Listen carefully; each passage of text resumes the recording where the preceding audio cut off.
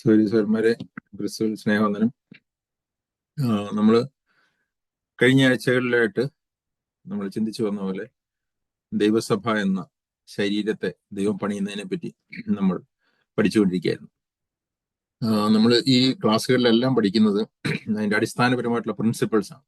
നമ്മൾ മുമ്പോട്ടുള്ള ക്ലാസ്സുകളിൽ അതിൻ്റെ പ്രാക്ടിക്കൽ വശത്തിൽ ആദ്യ സഭ എങ്ങനെയായിരുന്നു, അതിൻ്റെ പ്രാക്ടിക്കലായിട്ട് ഓരോ കാര്യങ്ങളും ചെയ്തു വന്നിരുന്നത് എന്നുള്ളതും അതിൻ്റെ ഡീറ്റെയിൽസ് മുമ്പോട്ട് പോകുമ്പോൾ നമ്മൾ ചിന്തിക്കുന്നത്. നമ്മൾ ആദ്യമേ വിശ്വാസികൾ എങ്ങനെയാണ് എന്നും വിശ്വാസികൾ ചേരുന്ന ദൈവത്തിന്റെ സഭ എങ്ങനെയാണ് എന്നുള്ളതാണ് നമ്മൾ പഠിച്ചുകൊണ്ടിരിക്കുന്നത്. നമ്മൾ പല മെറ്റഫോർസിൽ കൂടിയായിരുന്നു പഠിപ്പിച്ചിരുന്നത്, അല്ലെങ്കിൽ ഉപമാലങ്കാരങ്ങൾ കൂടി.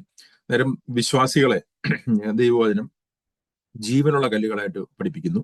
അതുപോലെ തന്നെ ജീവനുള്ള അവയവങ്ങളായിട്ട് ദൈവവചനം പഠിപ്പിക്കുന്നു. അതുപോലെ തന്നെ ജീവനുള്ള ഗോതമ്പ് മണികളായിട്ട് വീണ്ടും ജനിച്ച വിശ്വാസികളെ ദൈവവചനം അങ്ങനെ പരിചയപ്പെടുന്നു. എന്നാൽ ദൈവസഭയെ പറ്റി പഠിപ്പിക്കുമ്പോൾ ദൈവസഭ എന്നുള്ളത് ഈ ജീവനുള്ള കല്ലുകൾ ചേർത്ത് പണിയപ്പെട്ട ഒരു ബിൽഡിംഗ് ആണെന്ന്, ജീവനുള്ള ദൈവത്തിന്റെ ആലയമാണെന്ന് പഠിപ്പിക്കുന്നു. അതുപോലെ ജീവനുള്ള അവയവങ്ങൾ തലയായ ക്രിസ്തുവുമായിട്ട് ചേർന്ന് വർക്ക് ചെയ്യുന്ന ഒരു ശരീരമാണെന്ന് പഠിപ്പിക്കുന്നു. അതുപോലെ തന്നെ ദൈവസഭ എന്നുള്ളത് ജീവനുള്ള ഗോതമ്പ് മണികൾ പൊടിഞ്ഞു ചേർന്ന് ഒരപ്പമായി തീർന്ന ജീവനുള്ള അപ്പമാണ് എന്ന് ദൈവം പഠിപ്പിക്കുന്നു. അന്നേരം യേശുക്രിസ്തുവിന്റെ ക്രൂശിലെ ആ പൂർത്തീകരിക്കപ്പെട്ട പ്രവൃത്തിയിൽ കൂടിയാണ് നമ്മൾക്ക് ജീവൻ ലഭിച്ചത്. നമ്മൾ മരിച്ചവരെ നേരെ നമ്മൾ ജീവനുള്ള കല്ലുകളായതും ജീവനുള്ള അവയവമായതും ജീവനുള്ള ഗോതമ്പ് മണിയായതും യേശുക്രിസ്തുവിൽ നിന്നുള്ള അതേ ജീവൻ, ഞാൻ കഴിഞ്ഞ ആഴ്ചയിൽ പറഞ്ഞതുപോലെ ആ ദൈവിക ജീവൻ, ആ സോയെ എന്ന് പറയുന്ന ആ ദൈവിക ജീവൻ നമ്മുടെ ഉള്ളിൽ റിസീവ് ചെയ്തിട്ടാണ്. ജീവനുള്ള കല്ലായിട്ടുള്ള ആ മൂലക്കല്ലായിട്ടുള്ള യേശുക്രിസ്തുവിൽ നിന്ന് ജീവൻ പ്രാപിച്ചിട്ടാണ് നമ്മൾ ജീവനുള്ള കല്ലുകളായി തീർന്നത്. യേശുക്രിസ്തുവിന്റെ ജീവൻ, ആ ബ്ലഡ് നമ്മുടെ ഉള്ളിൽ വന്നിട്ടാണ് നമ്മൾ ഒരു അവയവമായി തീർന്നത്. അതുപോലെ തന്നെ ജീവനുള്ള ഗോതമ്പ് മണി ഉയർത്തെഴുന്നേറ്റ് ആ ജീവൻ നമുക്ക് പ്രാപിച്ചിട്ടാണ് നമ്മൾ ജീവനുള്ള ഗോതമ്പ് മണികളായി തീർന്നത്. അന്നേരം ഇതാണ് ഞാൻ കഴിഞ്ഞ ആഴ്ചയിൽ കഴിഞ്ഞ 3 ക്ലാസ്സുകളായിട്ട് ഡീറ്റെയിൽ ആയിട്ട് വിശദീകരിക്കാനായിട്ട് ശ്രമിച്ചത്. യേശുക്രിസ്തുവിന്റെ വിശ്വാസത്താലാണ് ഇത് സംഭവിക്കുന്നത്. അന്നേരം വിശ്വാസം മൂലമാണ് ജീവൻ നമുക്ക് ലഭിക്കുന്നത്, അല്ല ജീവൻ ലഭിച്ചു കഴിഞ്ഞതിന് ശേഷം നമ്മൾ വിശ്വസിക്കുക.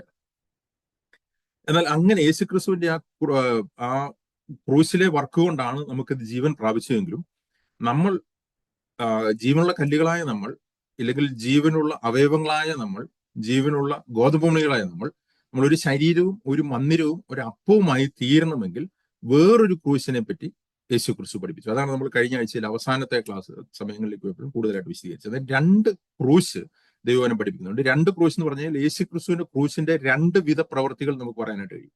അങ്ങനെയാണ് ദൈവവചനം പഠിപ്പിക്കുന്നത്. അതിൽ ഒരു ക്രൂശിൽ യേശുക്രിസ്തു ഒരിക്കലായിട്ട് മരിക്കുകയും ഉയർത്തെഴുന്നേൽക്കുകയും ചെയ്തു. അതേ ക്രൂശിൽ നമ്മളും ഒരിക്കലായിട്ട് മരിക്കുന്നു എന്ന് റോമാലേഖനത്തിൽ പഠിപ്പിക്കുന്നുണ്ട്. അത് ഞാൻ മുമ്പോട്ട് പോകുമ്പോൾ വിശദീകരിക്കാം. എന്നാൽ അങ്ങനെ ആ ക്രൂശിൽ മരിച്ച് ജീവൻ പ്രാപിച്ച് നമ്മൾ അനുദിനം നമ്മളുടെ ക്രൂശ് എടുത്തുകൊണ്ട് നമ്മുടെ സ്വയജീവനെ മരിപ്പിക്കുന്നതിൽ കൂടിയാണ് നമുക്ക് ഒരു ശരീരമായി തീരാനായിട്ട് കഴിയുന്നത്, ഒരു മന്ദിരമായി തീരാനായിട്ട് കഴിയുന്നു, ഒരു അപ്പമായി തീരാനായിട്ട് കഴിയുന്നു. ഇതാണ് ക്രൂശിന്റെ വചനം എന്ന് ദൈവവചനം പഠിപ്പിക്കുന്നത്. ഇതായിരുന്നു അടിസ്ഥാനപരമായിട്ട് അപ്പോസ്തലന്മാരുടെയും യേശുക്രിസ്തുവിന്റെയും മെസ്സേജ്. അതുകൊണ്ടാണ് ഈ ക്രൂശിന്റെ വചനം എന്നുള്ള പദം നമ്മൾ തുടർച്ചയായിട്ട് പുതിയ നിയമത്തിൽ കാണുന്നത്. ഈ ക്രൂശിന്റെ വചനം നശിച്ചു പോകുന്നവർക്ക് പോഷത്വമാണെന്ന് പറഞ്ഞിരിക്കുന്നത്. ഈ ലോകത്തിന്റെ ദൈവം ഈ ക്രൂശിന്റെ വചനത്തിന്റെ സുവിശേഷം മറച്ചു വെച്ചിരിക്കുന്നു എന്നൊക്കെ പറഞ്ഞിരിക്കുന്നത് ഈ കാര്യമാണ്. ഞാൻ ഇന്ന് ആ ഒരു കാര്യം കുറച്ച് ഡീറ്റെയിൽ ആയിട്ട് വിശദീകരിക്കാനായിട്ട് ആഗ്രഹിക്കുകയാണ്. കാരണം ഈ ഒരു അടിസ്ഥാന മെസ്സേജിന്റെ മുകളിലാണ് ദൈവസഭ പണിയപ്പെട്ടത്. ഇല്ലെങ്കിൽ ഈ ഒരു അടിസ്ഥാന സന്ദേശം യഥാർത്ഥമായി മനസ്സിലാക്കി അതിനോട് പ്രതികരിക്കുന്ന രീതി ഇതുകൊണ്ടാണ് ആദിമസഭ ഒരു ശരീരമായിട്ട് പണിയപ്പെട്ടത്. ഞാനിത് പറയുന്നത് ചിലർക്കെങ്കിലും ഇതൊരു റിപ്പീറ്റേഷൻ ആയിരിക്കും, ഞാൻ സ്ഥിരമായിട്ട് ഞാൻ പറയുന്നത് കേട്ടുകൊണ്ടിരിക്കുന്നവർക്ക്. അല്ലാത്തവർക്ക് ഇത് ചിലപ്പോൾ പുതിയതായിട്ടുള്ള മെസ്സേജ് ആയിരിക്കാം. പക്ഷെ ഇത് ഞാൻ വീണ്ടും റിപ്പീറ്റ് ചെയ്യുന്നത്, ഈ ഒരു കാര്യം നമ്മൾ ഒഴിവാക്കി കഴിഞ്ഞു കഴിഞ്ഞാൽ നമ്മൾ മുമ്പോട്ട് പറയുന്ന ഒരു ഉപദേശത്തിനും യഥാർത്ഥത്തിലുള്ള അതിന്റെ എഫക്റ്റ് ഉണ്ടാവുകയില്ല. വേറെ പറഞ്ഞു കഴിഞ്ഞാൽ നമ്മൾ ഈ ക്രൂശിന്റെ വചനം, അടിസ്ഥാനപരമായിട്ടുള്ള ഈ വചനം യേശുക്രിസ്തു അപ്പോസ്തലന്മാർ പഠിപ്പിച്ച അതേ രീതിയിൽ നമ്മൾ പഠിപ്പിച്ചിട്ടില്ലെങ്കിൽ നമ്മൾ പഠിപ്പിക്കുന്ന ബാക്കി എല്ലാ കാര്യങ്ങളും ഒരു മോറൽ ടീച്ചിങ് മാത്രമായി പോകും. അല്ലെങ്കിൽ കുറെ എന്താ പറഞ്ഞിരിക്കുന്നത് മോറലായിട്ടുള്ള ജീവിതത്തെ ശരിയാക്കാൻ ശ്രമിക്കുന്ന ചില ലൈഫിന്റെ പ്രിൻസിപ്പിൾ മാത്രമായി തീരും. അന്നേരം പലപ്പോഴും നമ്മൾ ശ്രദ്ധിച്ചു കഴിഞ്ഞു കഴിഞ്ഞാൽ പല വിശുദ്ധിയുടെ പ്രാസംഗികരും അല്ലെങ്കിൽ ഹോളിനെസ് ടീച്ചേഴ്സും പഠിപ്പിക്കുന്നത് നമ്മൾ പലപ്പോഴും ശ്രദ്ധിച്ചു കഴിഞ്ഞു കഴിഞ്ഞാൽ ഒരു മോറൽ ടീച്ചിങ്ങിന്റെ ലെവലിലേക്ക് മാറിപ്പോകുന്നതായിട്ട് കാണാറുണ്ട്. അതിന്റെ കാരണം എന്ന് പറഞ്ഞു കഴിഞ്ഞാൽ ഈ ക്രൂശിന്റെ വചനത്തിന്റെ അടിസ്ഥാനത്തിൽ മുകളിലോട്ട് ബാക്കി കാര്യങ്ങൾ പണിയാതിരിക്കുന്നതുകൊണ്ടാണ്. പലപ്പോഴും ഞാനിത് പറയുമ്പോൾ എൻ്റെ അടുത്തും പലരും ചോദിച്ചിട്ടുണ്ട്, ഇത്രയും ഡീറ്റെയിൽ ആയിട്ട് ഈ ഡോക്ടറിനൽ കാര്യങ്ങൾ ദൈവവചനത്തിൽ പഠിപ്പിച്ചിരിക്കുന്ന കാര്യങ്ങൾ അങ്ങനെ തന്നെ നമ്മൾ പഠിപ്പിക്കുകയും പറയുകയും ചെയ്യേണ്ട കാര്യമുണ്ടോ? അവർ നമ്മൾ സിമ്പിളായിട്ട് ഗോസ്പൽ സാധാരണ എല്ലാവരും എപ്പോഴും കേൾക്കുന്ന പോലെ സാധാരണ രീതിയിൽ പറഞ്ഞാൽ പോരെ എന്ന് പറഞ്ഞാൽ, സാധാരണ രീതിയിൽ എന്ന് പറഞ്ഞാൽ ഞാൻ വിശദീകരിക്കാം. അതിൽ യേശു ക്രിസ്തു നമുക്ക് വേണ്ടി നമ്മുടെ പാപങ്ങൾക്ക് വേണ്ടി മരിച്ചു. യേശു ക്രിസ്തുവിൽ വിശ്വസിക്കുമ്പോൾ നമുക്ക് നമ്മുടെ പാപങ്ങൾ മോചിക്കപ്പെടും, നമുക്ക് നിത്യജീവൻ ലഭിക്കുന്നു, നമ്മൾ സ്വർഗത്തിൽ പോകുന്നു. അങ്ങനെ സ്വർഗത്തിൽ പോകാനായിട്ട് നിൽക്കുന്ന ആൾക്കാർ, ഇല്ലെങ്കിൽ നിത്യജീവൻ ലഭിച്ച വ്യക്തികൾ ദൈവവചനം റെഗുലറായിട്ട് വായിക്കണം, പഠിക്കണം, അതുപോലെ തന്നെ പ്രാർത്ഥിക്കണം, സ്ഥിരമായിട്ട് പ്രാർത്ഥിക്കണം, സ്ഥിരമായിട്ട് കൂട്ടായ്മയൊക്കെ ആചരിക്കണം, ഫാസ്റ്റ് ചെയ്യണം, സഭയ്ക്ക് പണം കൊടുക്കണം, ഇല്ലെങ്കിൽ പാവപ്പെട്ടവരെ സഹായിക്കണം, ഇനി ക്രൂശ് എടുത്തുകൊണ്ട് കർത്താവിനെ അനുഭവിക്കണം, പരിശുദ്ധാത്മാവിൽ നിറയപ്പെടണം. ഇങ്ങനെ കാര്യങ്ങൾ ഈ രീതിയിൽ പഠിപ്പിച്ചാൽ പോരെയെന്ന് പലരും ചോദിക്കാറുണ്ട്. പിന്നെ നമ്മൾ പലപ്പോഴും കേൾക്കുമ്പോഴും മിക്കയിടത്തും ഈ കാര്യങ്ങളെല്ലാം പഠിപ്പിക്കുന്നത് നമുക്ക് കാണാനായിട്ട് കഴിയും, ഒരു തരത്തിൽ അല്ലെങ്കിൽ വേറൊരു തരത്തിൽ. പക്ഷെ ഞാൻ നേരത്തെ പറഞ്ഞതുപോലെ ഇത് അടിസ്ഥാനപരമായി എന്തിന്റെ അടിസ്ഥാനത്തിനാണ് നമ്മൾ ഇത് പഠിപ്പിക്കുന്നത് എന്നുള്ളതാണ് വിഷയം. അല്ല, ഇതിനൊന്നും പ്രാധാന്യമില്ലെന്ന് ഞാൻ പറയുന്നില്ല. യേശുക്രിസ്തു ക്രൂശിൽ ചെയ്ത പൂർത്തീകരിക്കപ്പെട്ട ആ പ്രവൃത്തിയുടെ വ്യക്തമായിട്ടുള്ള ആ സന്ദേശത്തിന്റെ മുകളിൽ നമ്മളിത് പണിയുന്നില്ലെങ്കിൽ നമ്മളുടെ പഠിപ്പീരുകൾ യഥാർത്ഥത്തിൽ വെറും ഒരു മോറൽ ടീച്ചിങ്ങുകൾ മാത്രമായി തരും. നമ്മൾ ശ്രദ്ധിച്ചു കഴിഞ്ഞാൽ എല്ലാ മതങ്ങളും ഇങ്ങനത്തെ കാര്യങ്ങളെല്ലാം പഠിപ്പിക്കാറുണ്ട്. എന്തിന്റെ അടിസ്ഥാനത്തിലാണ് അവർ പഠിപ്പിക്കുന്നുള്ളതിൽ മാത്രമേ വ്യത്യാസമുള്ളൂ. അല്ലെങ്കിൽ അവരുടെ മതപുസ്തകങ്ങൾ പഠിപ്പിക്കാനായിട്ട് അവർ പറയാറുണ്ട്, പ്രാർത്ഥിക്കാനായിട്ടെല്ലാം പഠിപ്പിക്കുന്നുണ്ട്, അവരുടെ ദേവാലയത്തിൽ പോകാനായിട്ട് പറയാറുണ്ട്, അവർക്കും ഫെലോഷിപ്പ് ഉണ്ട്, അവരും ദാനധർമ്മങ്ങൾ ചെയ്യുന്നു. ഇനി ക്രൂശ് എടുക്കുക എന്നുള്ളതിന്റെ വേറൊരു രീതിയിൽ ശരീരത്തെ പീഡിപ്പിക്കുകയും അങ്ങനത്തെ ഹോളിനെസിന്റെ എക്സ്ട്രീം ഹോളിനെസ് ഒക്കെ, ഇല്ലെങ്കിൽ പല കാര്യങ്ങളിൽ നിന്നും വർജിക്കാനായിട്ടും വേർപെട്ട് നിൽക്കാനായിട്ടും വേർപാട്, വിശുദ്ധി, ഇതൊക്കെ എല്ലാ മതങ്ങളും പഠിപ്പിക്കുന്നുണ്ട്. പക്ഷെ അടിസ്ഥാനപരമായിട്ട് നമ്മൾ ഇതൊക്കെ ബൈബിളിൽ നിന്ന് കോട്ട് ചെയ്യുന്നു, മറ്റുള്ള മതപുസ്തകങ്ങളിൽ നിന്ന് കോട്ട് ചെയ്യുന്നു മാത്രമേ ഉള്ളൂ ഒരു മേജറായിട്ടുള്ള വ്യത്യാസം. പക്ഷെ ക്രിസ്ത്യാനിറ്റിയുടെ അടിസ്ഥാനം എന്ന് പറഞ്ഞാൽ ഈ പറയുന്ന കാര്യങ്ങളുടെ അടിസ്ഥാനം എന്തിന്റെ മേലാണ്? ആ അടിസ്ഥാനം യഥാർത്ഥമായിട്ട് ഇട്ടില്ലെങ്കിൽ ഈ പറഞ്ഞിരിക്കുന്ന എല്ലാം മോറൽ ടീച്ചിങ്ങുകൾ ബാക്കിയുള്ള റിലീജിയൻസ് പഠിപ്പിക്കുന്ന രീതിയിൽ തന്നെ ആയിത്തീരും. എന്നാൽ ഇതിന്റെ പ്രയോറിറ്റി, ഇതിന്റെ ഓർഡറാണ് വിഷയം. ഈ ഓർഡർ വളരെ പ്രാധാന്യമുള്ളതാണ്. ഇങ്ങനെ പറയാറുണ്ട്, നമ്മൾ കുതിരയെ കൊണ്ട് വണ്ടിയുടെ പുറകിൽ കൊണ്ട് കെട്ടരുതെന്ന് പറയാറുണ്ട്. എന്ന് വെച്ച് കഴിഞ്ഞാൽ നമ്മൾ യഥാർത്ഥത്തിൽ യേശുക്രിസ്തു ക്രൂശിൽ ചെയ്ത ആ ക്രൂശിന്റെ വചനം, അല്ലെങ്കിൽ ആ ഫിനിഷ്ഡ് വർക്കിന്റെ യഥാർത്ഥ അടിസ്ഥാനത്തിൽ നമുക്ക് ബാക്കിയുള്ള കാര്യങ്ങൾ പണിയപ്പെട്ടിട്ടുണ്ട്. എന്നിട്ട് ഞാനിത് കുറച്ചുകൂടി ഡീറ്റെയിൽ ആയിട്ട് വിശദീകരിക്കാനായിട്ട് ആഗ്രഹിക്കാം. ഇത് നമ്മൾ ഈ ക്രൂശിന്റെ വചനം, കർത്താവും അപ്പോസ്തലന്മാർ പഠിപ്പിച്ച വചനം നമ്മൾ ശ്രദ്ധിച്ചു കഴിഞ്ഞു കഴിഞ്ഞാൽ, അവിശ്വാസികളുടെ അടുത്ത് പറയുമ്പോൾ ഒരു പെർട്ടിക്കുലർ കാര്യം അവർ പറയാറുണ്ട്, വിശ്വാസികളുടെ അടുത്ത് പറയുമ്പോൾ അതിന്റെ വേറൊരു ഡയമെൻഷനാണ് പറയാനായിട്ട് അവർ ശ്രമിക്കുന്നത്. അതിന് വേറൊരു പറഞ്ഞു കഴിഞ്ഞാൽ നമുക്കൊരു ഈ ക്രൂശിന്റെ വചനം ഒരു 3 ഡയമെൻഷൻ വിശ്വാസികളെയും കൂടി ചേർത്തിട്ട് നമുക്ക് വേണമെങ്കിൽ പറയാനായിട്ട് കഴിയും.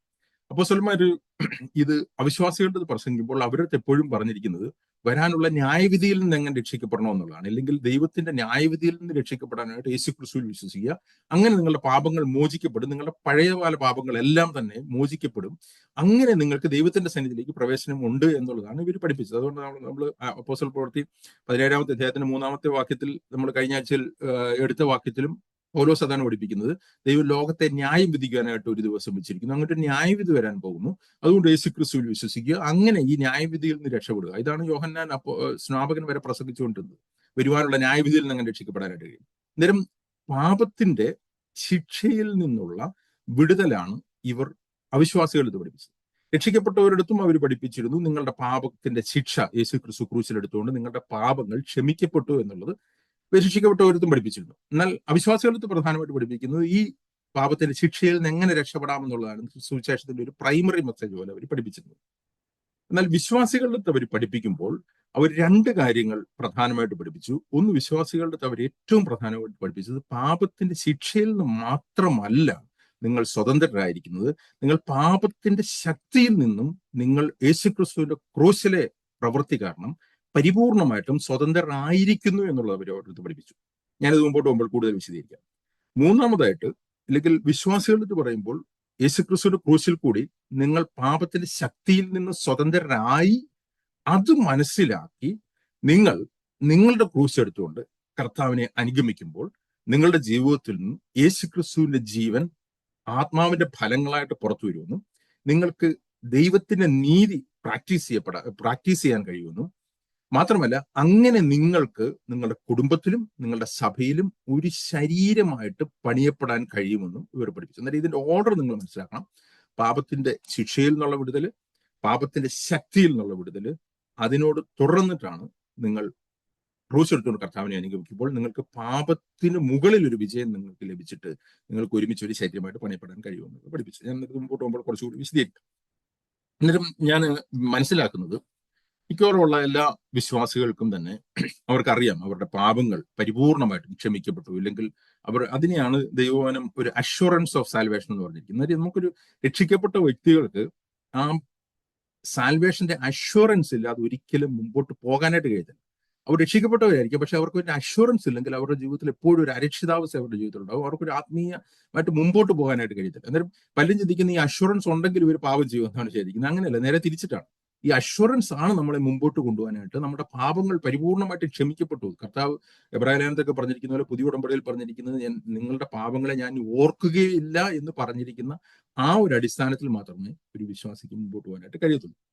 എന്നാൽ രണ്ടാമത്തെ ഭാഗത്ത് അപ്പോസ്തലന്മാർ വ്യക്തമായിട്ട് പഠിപ്പിച്ച യേശുക്രിസ്തുവിന്റെ ക്രൂശിൽ കൂടി നമ്മൾ പാപത്തിന്റെ ശക്തിയിൽ നിന്നും പരിപൂർണമായിട്ടും സ്വതന്ത്രരായി എന്നുള്ളത് മിക്ക വിശ്വാസികൾക്കും അറിയില്ല, മിക്ക പ്രാസംഗികരും അത് പഠിപ്പിക്കാറുമില്ല എന്നുള്ളതാണ് സത്യം. പ്രാസംഗികർ പഠിപ്പിക്കാത്തതിന്റെ കാര്യം അവർക്കും ഇത് അറിയില്ല എന്നുള്ളതാണ് സത്യം. അതുകൊണ്ടാണ് ഞാൻ ആ ഒരു ഭാഗം കൂടുതലായിട്ട് വിശദീകരിക്കാനായിട്ട് ആഗ്രഹിക്കുന്നത്.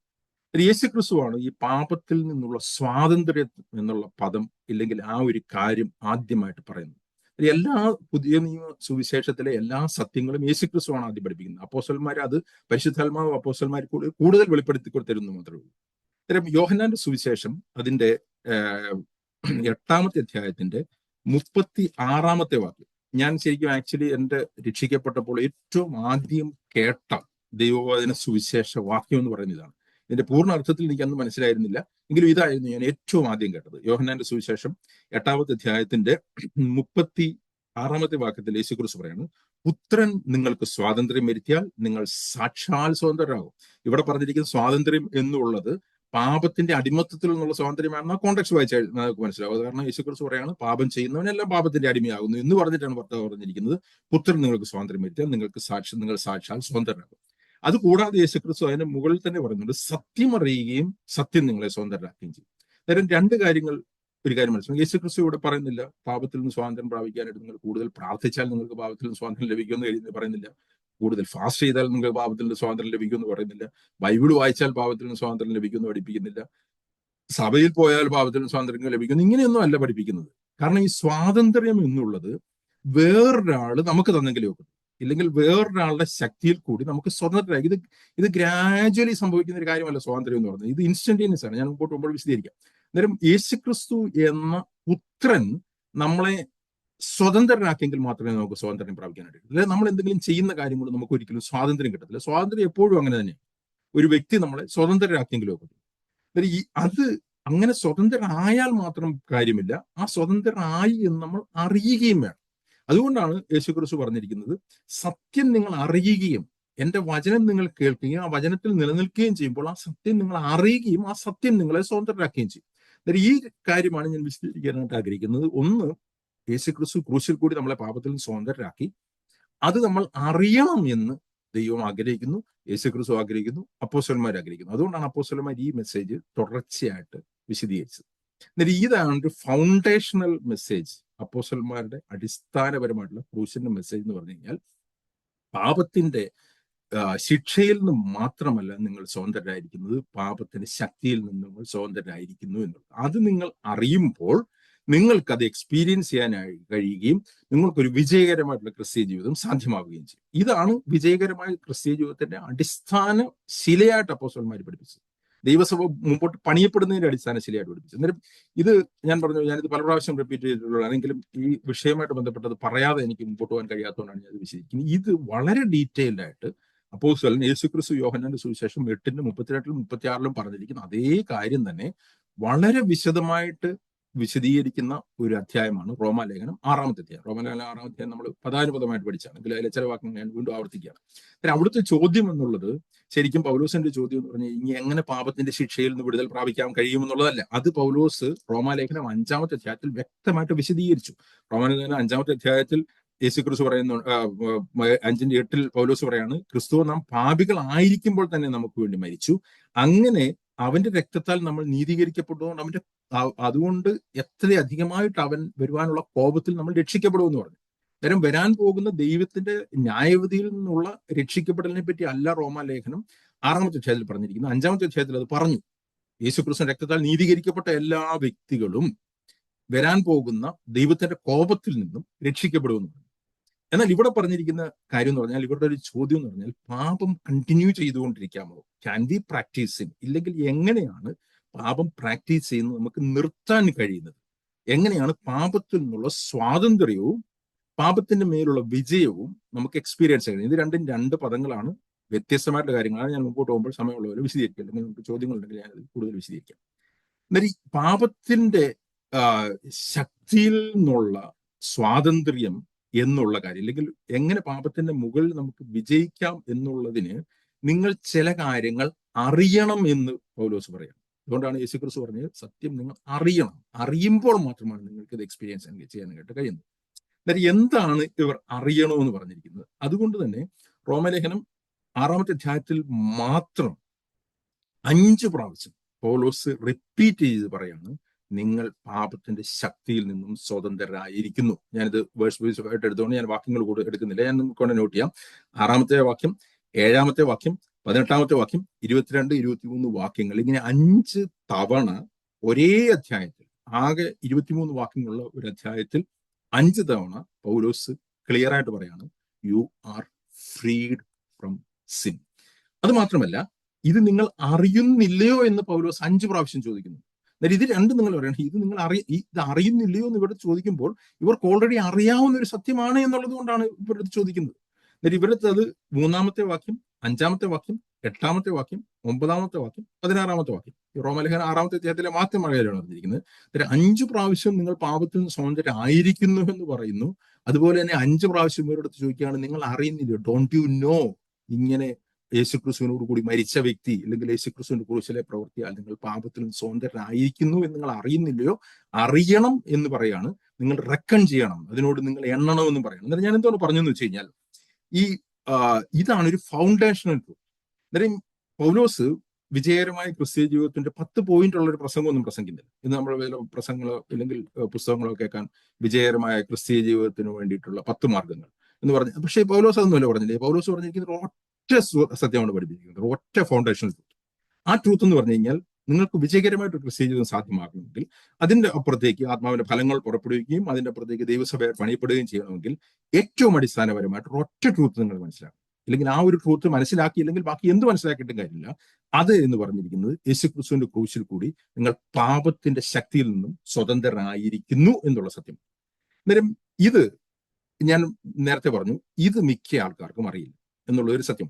ഇത് എൻ്റെ എക്സ്പീരിയൻസ് ആണ്. ഞാൻ ക്രിസ്തീയ ലോകത്തിൽ പ്രസംഗങ്ങൾ കേൾക്കുകയും പല സഭകളിൽ പോവുകയും ചെയ്തിട്ടുള്ളപ്പോൾ എനിക്ക് മനസ്സിലായിട്ടുള്ള കാര്യം.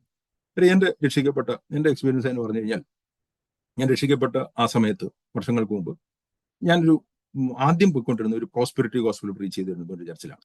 പക്ഷെ വളരെ പെട്ടെന്ന് തന്നെ എനിക്ക് മനസ്സിലായി, ഈ പ്രോസ്പെരിറ്റി ഗോസ്പൽ എന്ന് പറഞ്ഞിരിക്കുന്ന ഒരു ഫോൾസ് ഗോസ്പലാണ്, അല്ലെങ്കിൽ ഇത് സുവിശേഷത്തെ കച്ചവടമാക്കുന്ന ഗോസ്പലാണ്. ഈ പ്രോസ്പെരിറ്റി എന്ന് പറയുന്നത് ഈ പ്രസംഗിക്കുന്ന ആൾക്കാർക്ക് പ്രോസ്പർ ആകാൻ വേണ്ടിയിട്ടുള്ള ഒരു മാർഗം എന്നുള്ളതിന്റെ അപ്പുറത്തേക്ക് ബൈബിളിലെ സുവിശേഷമേ അല്ല എന്നുള്ളത് എനിക്ക് മനസ്സിലായി. പക്ഷേ ഞാൻ ഈ പ്രോസ്പെരിറ്റി ഗോസ്പലിനെ പറ്റി പലരും ചോദിക്കാറുണ്ട്. ഈ പ്രോസ്പെരിറ്റി ഗോസ്പലിനെ പറ്റി അധികം എതിർത്തൊക്കെ പ്രസംഗിക്കാറുമില്ല സത്യം പറഞ്ഞു. അതിന്റെ കാരണം എന്ന് വെച്ച് കഴിഞ്ഞാൽ വേറൊന്നുമല്ല, ഈ പ്രോസ്പെരിറ്റി ഗോസ്പൽ കേൾക്കുന്ന ആൾക്കാരും പ്രോസ്പെരിറ്റിക്ക് വേണ്ടിയിട്ട് പോകുന്ന ആൾക്കാരാണ്, അല്ലെ? അന്നേരം ബൈബിളിലെ ഒരു പാപത്തിൽ നിന്നുള്ള സ്വാതന്ത്ര്യത്തിന് വേണ്ടിയിട്ടോ ഇല്ലെങ്കിൽ ബൈബിൾ പഠിപ്പിക്കുന്ന ഒരു യഥാർത്ഥ അനുഗ്രഹത്തിനെ അന്വേഷിച്ചു പോകുന്നവരല്ല ഈ പ്രോസ്പെരിറ്റി ഗോസ്പൽ കേൾക്കാൻ പോകുന്നവർ.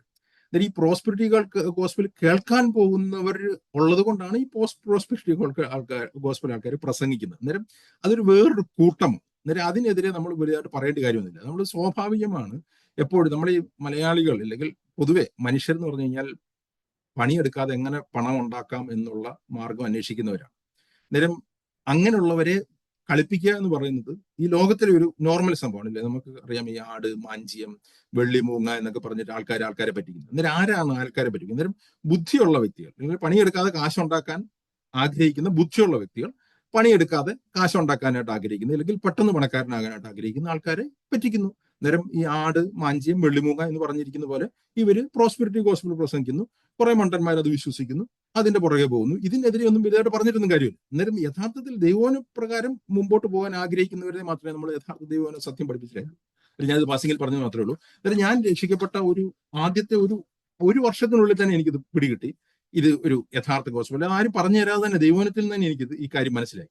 പക്ഷെ അതിനുശേഷം ഞാൻ വർഷങ്ങളോളം പൊക്കോണ്ടിരുന്നത് എപ്പോഴും വിശുദ്ധി പഠിപ്പിക്കുന്ന സഭകളിലായി, ഇല്ലെങ്കിൽ യഥാർത്ഥ വിശുദ്ധി പഠിപ്പിക്കുന്ന സഭകൾ. അവിടെ എപ്പോഴും ഞാൻ കേട്ടുകൊണ്ടിരുന്ന മെസ്സേജ്, അല്ലെങ്കിൽ അവർ പഠിപ്പിച്ചുകൊണ്ടിരുന്ന മെസ്സേജ് എന്ന് പറഞ്ഞു കഴിഞ്ഞാൽ, ക്രൂശ് എടുത്തുകൊണ്ട് കർത്താവിനെ അനുഭവിക്കുക, നിലത്ത് വീണ് ചാവുക, തന്നെത്താൻ ത്യജിക്കുക, ഗിരിപ്രഭാഷണത്തിൽ പറഞ്ഞിരിക്കുന്ന കാര്യങ്ങൾ അനുസരിക്കുക. ഇങ്ങനെ ഗിരിപ്രഭാഷണമൊക്കെ പല പ്രാവശ്യം പ്രസംഗിക്കുന്ന സഭകളിലാണ് ഞാൻ പോയിക്കൊണ്ടിരുന്നത്. അന്നേരം ഹോളിനെസ്, യഥാർത്ഥത്തിൽ ദൈവനും പഠിപ്പിക്കുന്ന ഹോളിനെസ് പ്രീച്ച് ചെയ്യുന്ന സഭകളിലാണ് ഞാൻ പിന്നീട് പോയത്. അല്ലാതെ ഫോൾസ് ഗോസ്പൽ പഠിപ്പിക്കുന്ന സഭകളിലാണ് ഞാൻ പോയത്.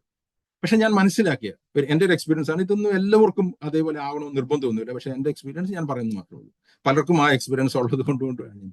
പക്ഷെ ഞാൻ ഈ ഹോളിനെസ് മെസ്സേജുകൾ കൂടുതൽ കേൾക്കുകയും, ക്രൂശ് എടുക്കുന്നതിനെ പറ്റി കേൾക്കുകയും, തന്നെത്താൻ ഡിനൈ ചെയ്യുന്നതിനെ പറ്റി കേൾക്കുകയും, ഇത് അനുസരിക്കാനായിട്ട് കൂടുതൽ ശ്രമിക്കുകയും ചെയ്യും തോറും എൻ്റെ ജീവിതം ആക്ച്വലി കൂടുതൽ മിസറബിൾ ആവുകയാണ് ചെയ്തത്. കാരണം ഇത് ചെയ്യാനായിട്ട് ശ്രമിക്കുന്നു, ഇത് അനുസരിക്കാനായിട്ട് കഴിയുന്നില്ല, ഇതിന്റെ കണ്ടംനേഷൻ വേറെ.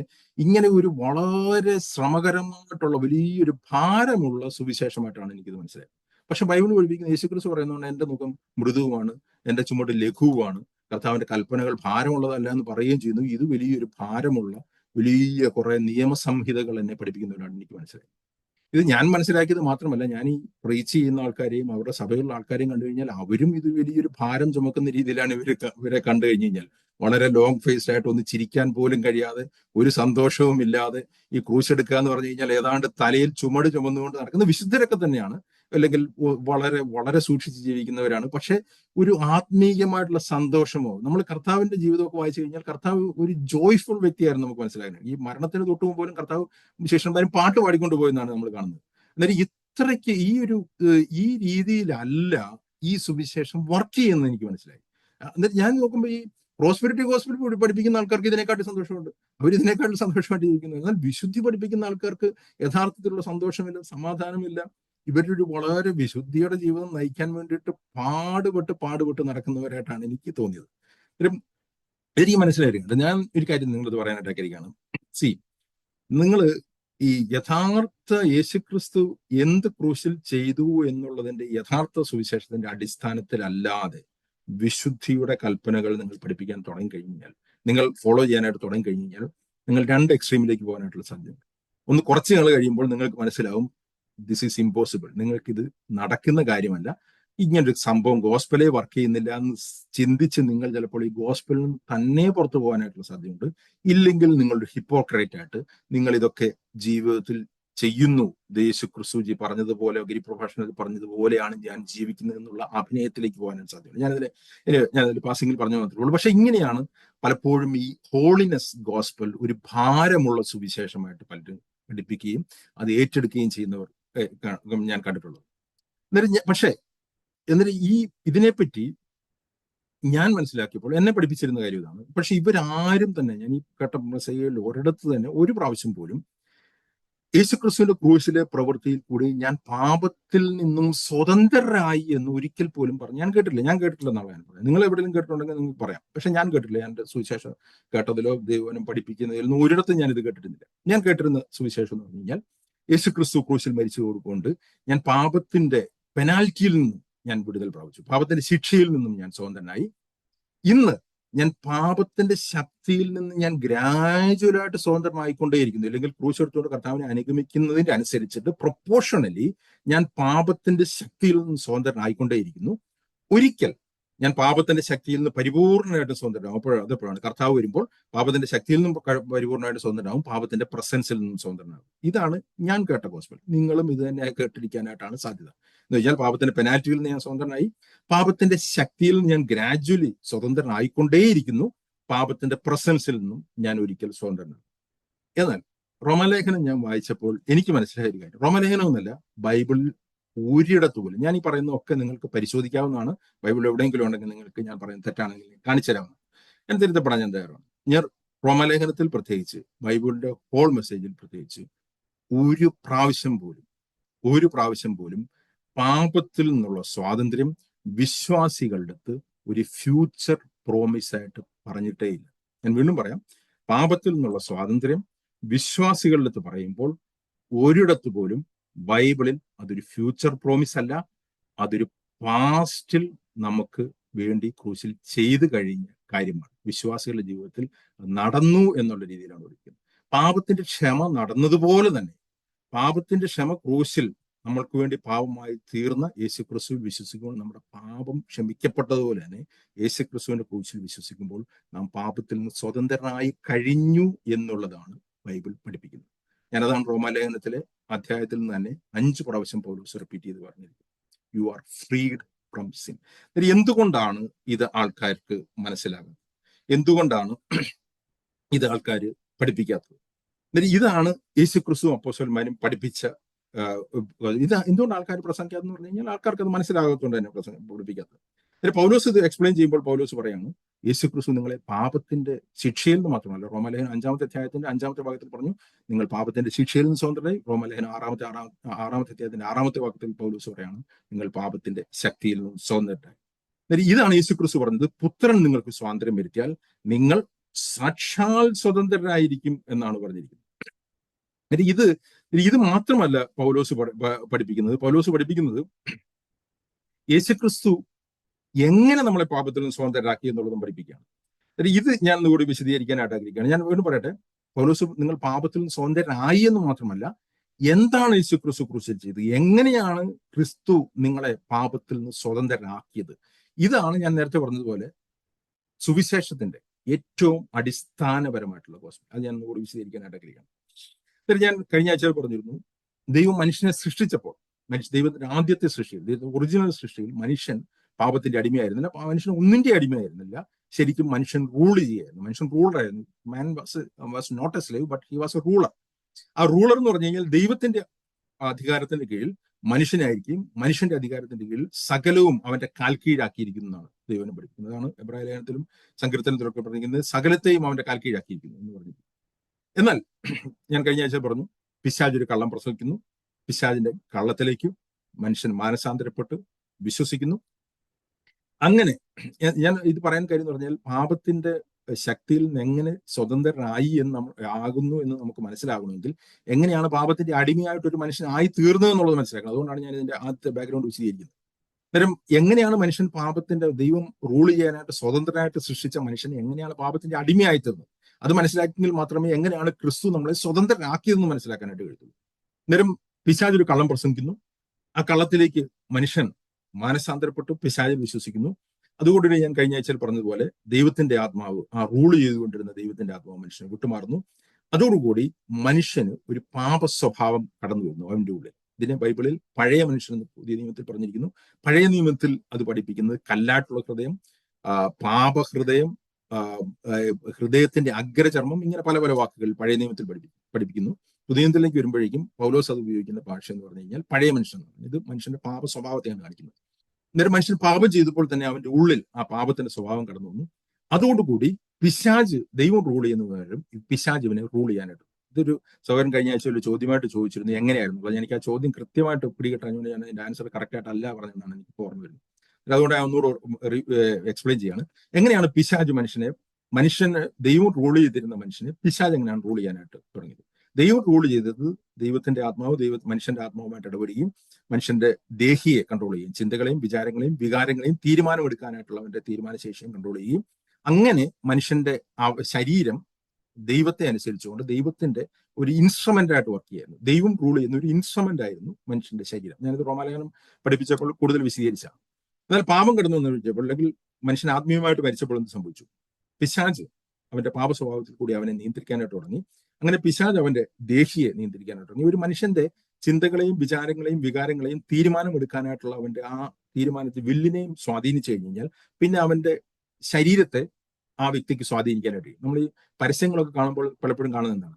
അവര് നമ്മുടെ മൈൻഡിനെയാണ് ആദ്യം കൺട്രോൾ ചെയ്യാനായിട്ട് ശ്രമിക്കുന്നത്. അപ്പൊ മൈൻഡിനെ കൺട്രോൾ ചെയ്ത് കഴിഞ്ഞാൽ നമ്മുടെ ശരീരം അനുസരിച്ചിട്ട് പുറകോട്ട് പോകുന്നതാണ്. ഇതൊരു പ്രിൻസിപ്പിളാണ്. എന്നിട്ട് ഇങ്ങനെയാണ് പിശാച് മനുഷ്യനെ റൂൾ ചെയ്തിരുന്നത്. നമ്മളിത് ഞാൻ പെട്ടെന്ന് പറയാം. എഫേസ്യ ലേഖനം അതിന്റെ മരിച്ച മനുഷ്യർ എങ്ങനെയാണ് ജീവിക്കുന്നത് എന്നുള്ളത് എഫേസ്യ ലേഖനം 2:1 പറയുന്നുണ്ട്.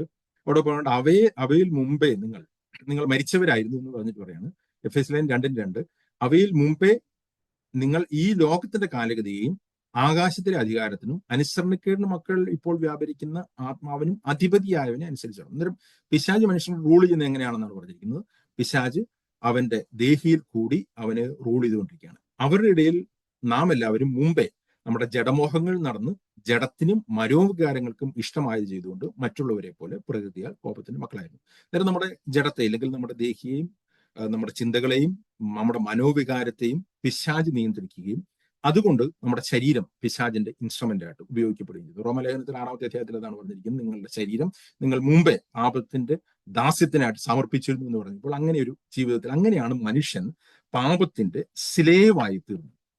ഇതാണ് ഞാൻ കഴിഞ്ഞ ആഴ്ചയിൽ പറഞ്ഞപ്പോൾ പറഞ്ഞത്. ഇത് പിശാജിന്റെ ആ ഒരു വെനം, പിശാജ് എന്ന് പറയുന്ന ആദ്യത്തെ സർപ്പത്തിന്റെ കടിയിൽ കൂടി മനുഷ്യന്റെ ബ്ലഡിലേക്ക് കടന്ന ഒരു വെനമാണ് ഈ പൈശാചിക സ്വഭാവം ഇല്ലെങ്കിൽ പാപ സ്വഭാവം എന്ന് പറയുന്നത്. ഈ പാപ സ്വഭാവം കൊണ്ടാണ് മനുഷ്യർ പാപം ചെയ്യുന്നത്, അല്ലാതെ പാപം ചെയ്യുന്നതുകൊണ്ട് മനുഷ്യൻ പാപ സ്വഭാവത്തിലേക്ക് വീഴുകയല്ല. ഞാനത് പറയുന്നത് മനസ്സിലാക്കണം. അതുകൊണ്ടാണ് ഈ ഭൂമിയിൽ ജനിക്കുന്ന എല്ലാ വ്യക്തികളിലും ഈ ഒരു സ്വഭാവമുള്ളത്. ആ സ്വഭാവം കൊണ്ട് ഇവർ പിന്നീട് പാപം ചെയ്യുന്നു എന്ന് മാത്രമേ ഉള്ളൂ. അത് റോമാലേഖനത്തിൽ പൗലോസ് വളരെ വ്യക്തമായിട്ട് പറയിപ്പിക്കുന്നു. റോമാലേഖനം 5:12 മുതൽ പറയുമ്പോൾ വളരെ കൃത്യമായിട്ട് പറയുന്നത്, ഏക മനുഷ്യനാൽ പാപവും പാപത്താൽ മരണവും ലോകത്തിൽ കടന്നു, ഇങ്ങനെ ഈ പാപത്താൽ എല്ലാവരും പാപം ചെയ്തു, അങ്ങനെ എല്ലാവരും മരിച്ചു എന്ന് പഠിപ്പിക്കുന്നു. അന്നേരം ഇത് ഞാൻ ഇതിനു മുമ്പ് പറഞ്ഞപ്പോൾ വീണ്ടും പറഞ്ഞ ഒരു കാര്യം കൂടി വീണ്ടും ആവർത്തിക്കുകയാണ്. ഈ വെനം, പോയിസൺ എന്ന് പറയുന്നതും വെനം എന്ന് പറയുന്നതും രണ്ടും തമ്മിൽ വ്യത്യാസമുണ്ട്. ഈ പോയിസൺ എന്ന് പറഞ്ഞിരിക്കും നമ്മൾ ഡെലിബറേറ്റ്ലി നമ്മൾ കുടിച്ചാൽ അന്നേരം തന്നെ നമ്മൾ മരിക്കും. വെനം എന്ന് പറയുന്നത് നമ്മൾ കുടിച്ചാൽ മരിക്കത്തില്ല, നമ്മുടെ ബ്ലഡിലേക്ക് വെനം കടന്നു കഴിഞ്ഞാൽ മാത്രമേ നമുക്ക് ആ വിഷത്തിന്റെ ശക്തി ഉണ്ടാവൂ. എന്നാൽ ഇതാണ് പാമ്പിന്റെ വെനവും പോയിസണും തമ്മിലുള്ള വ്യത്യാസം. അന്നേരം പിശാചിന്റെ ആ വെനം ആദ്യ മനുഷ്യന്റെ ബ്ലഡിലേക്ക് കടന്നു, ഇല്ലെങ്കിൽ അവൻ പാപ സ്വഭാവമുള്ളവനായി തീർന്നു. നമ്മൾ ഒന്നും ചെയ്യേണ്ട കാര്യമില്ല, നമ്മൾ വിഷം എടുത്ത് കുടിക്കുകയൊന്നും വേണ്ട. ഈ പാപ സ്വഭാവം മനുഷ്യരിലേക്ക് കടന്നു. നമ്മുടെ എല്ലാം, ഞാനൊരു സിംബോളിക് ലാംഗ്വേജിൽ പറയാണ്, നമ്മുടെ എല്ലാം ബ്ലഡിൽ ഈ ഭൂമിയിൽ ജനിക്കുമ്പോൾ ആ വെനത്തോടു കൂടി, അതിന്റെ ശക്തിയോടു കൂടിയാണ് ജനിക്കുന്നത്. എന്നിട്ട് ഇതിന്റെ ഫലങ്ങൾ, ഇതിന്റെ അകത്ത് കിടക്കുന്ന ഈ വെനത്തിന്റെ, ഈ പാപത്തിന്റെ ഫാക്ടറിയുടെ പുറത്തേക്കുള്ള പ്രവർത്തനങ്ങൾ മാത്രമാണ് പാപപ്രവൃത്തികൾ എന്ന് ബൈബിൾ പഠിപ്പിക്കുന്നത്. ഇല്ലെങ്കിൽ പാപത്തിന്റെ ഫലങ്ങൾ എന്നോ പാപത്തിന്റെ ഡീഡ്സ് ഓഫ് ദ ഫ്ലഷ് എന്നോ പ്രവൃത്തികൾ എന്നുള്ള രീതിയിൽ പഠിപ്പിക്കുന്നതാണ്. അത് നമ്മൾ മർക്കോസിന്റെ സുവിശേഷം 7-ാമത്തെ അധ്യായത്തിലേക്ക് വരുമ്പോൾ യേശുക്രിസ്തു ഇത് വളരെ വ്യക്തമായിട്ട് പറയുന്നുണ്ട്. മനുഷ്യന്റെ ഉള്ളിൽ നിന്നാണ് ഈ പാപങ്ങളെല്ലാം പുറത്തേക്ക് വരുന്നത്. അതുകൊണ്ട് മനുഷ്യന്റെ ഉള്ളിൽ ഒരു ചേഞ്ച് വരാതെ, ആ ഒരു ഫാക്ടറി മാറാതെ, ആ ഒരു അടിമത്തത്തിൽ നിന്ന് മനുഷ്യൻ രക്ഷപ്പെടാതെ ഒരിക്കലും മനുഷ്യന് നീതി പ്രവർത്തിക്കാനായിട്ട് കഴിയത്തില്ല. ഇതാണ് ബൈബിളിന്റെ അടിസ്ഥാനപരമായിട്ടുള്ള സുവിശേഷം. നേരെ മർക്കോസിന്റെ സുവിശേഷം 7-ാമത്തെ അധ്യായത്തിൽ യേശുക്രിസ്തു വളരെ വിശദമായിട്ട് പറയുന്നത് ഞാൻ കഴിഞ്ഞ ദിവസത്തെ മെസ്സേജുള്ളത് പറഞ്ഞുകൊണ്ട് അത് കൂടുതൽ വിശദീകരിക്കുന്നില്ല.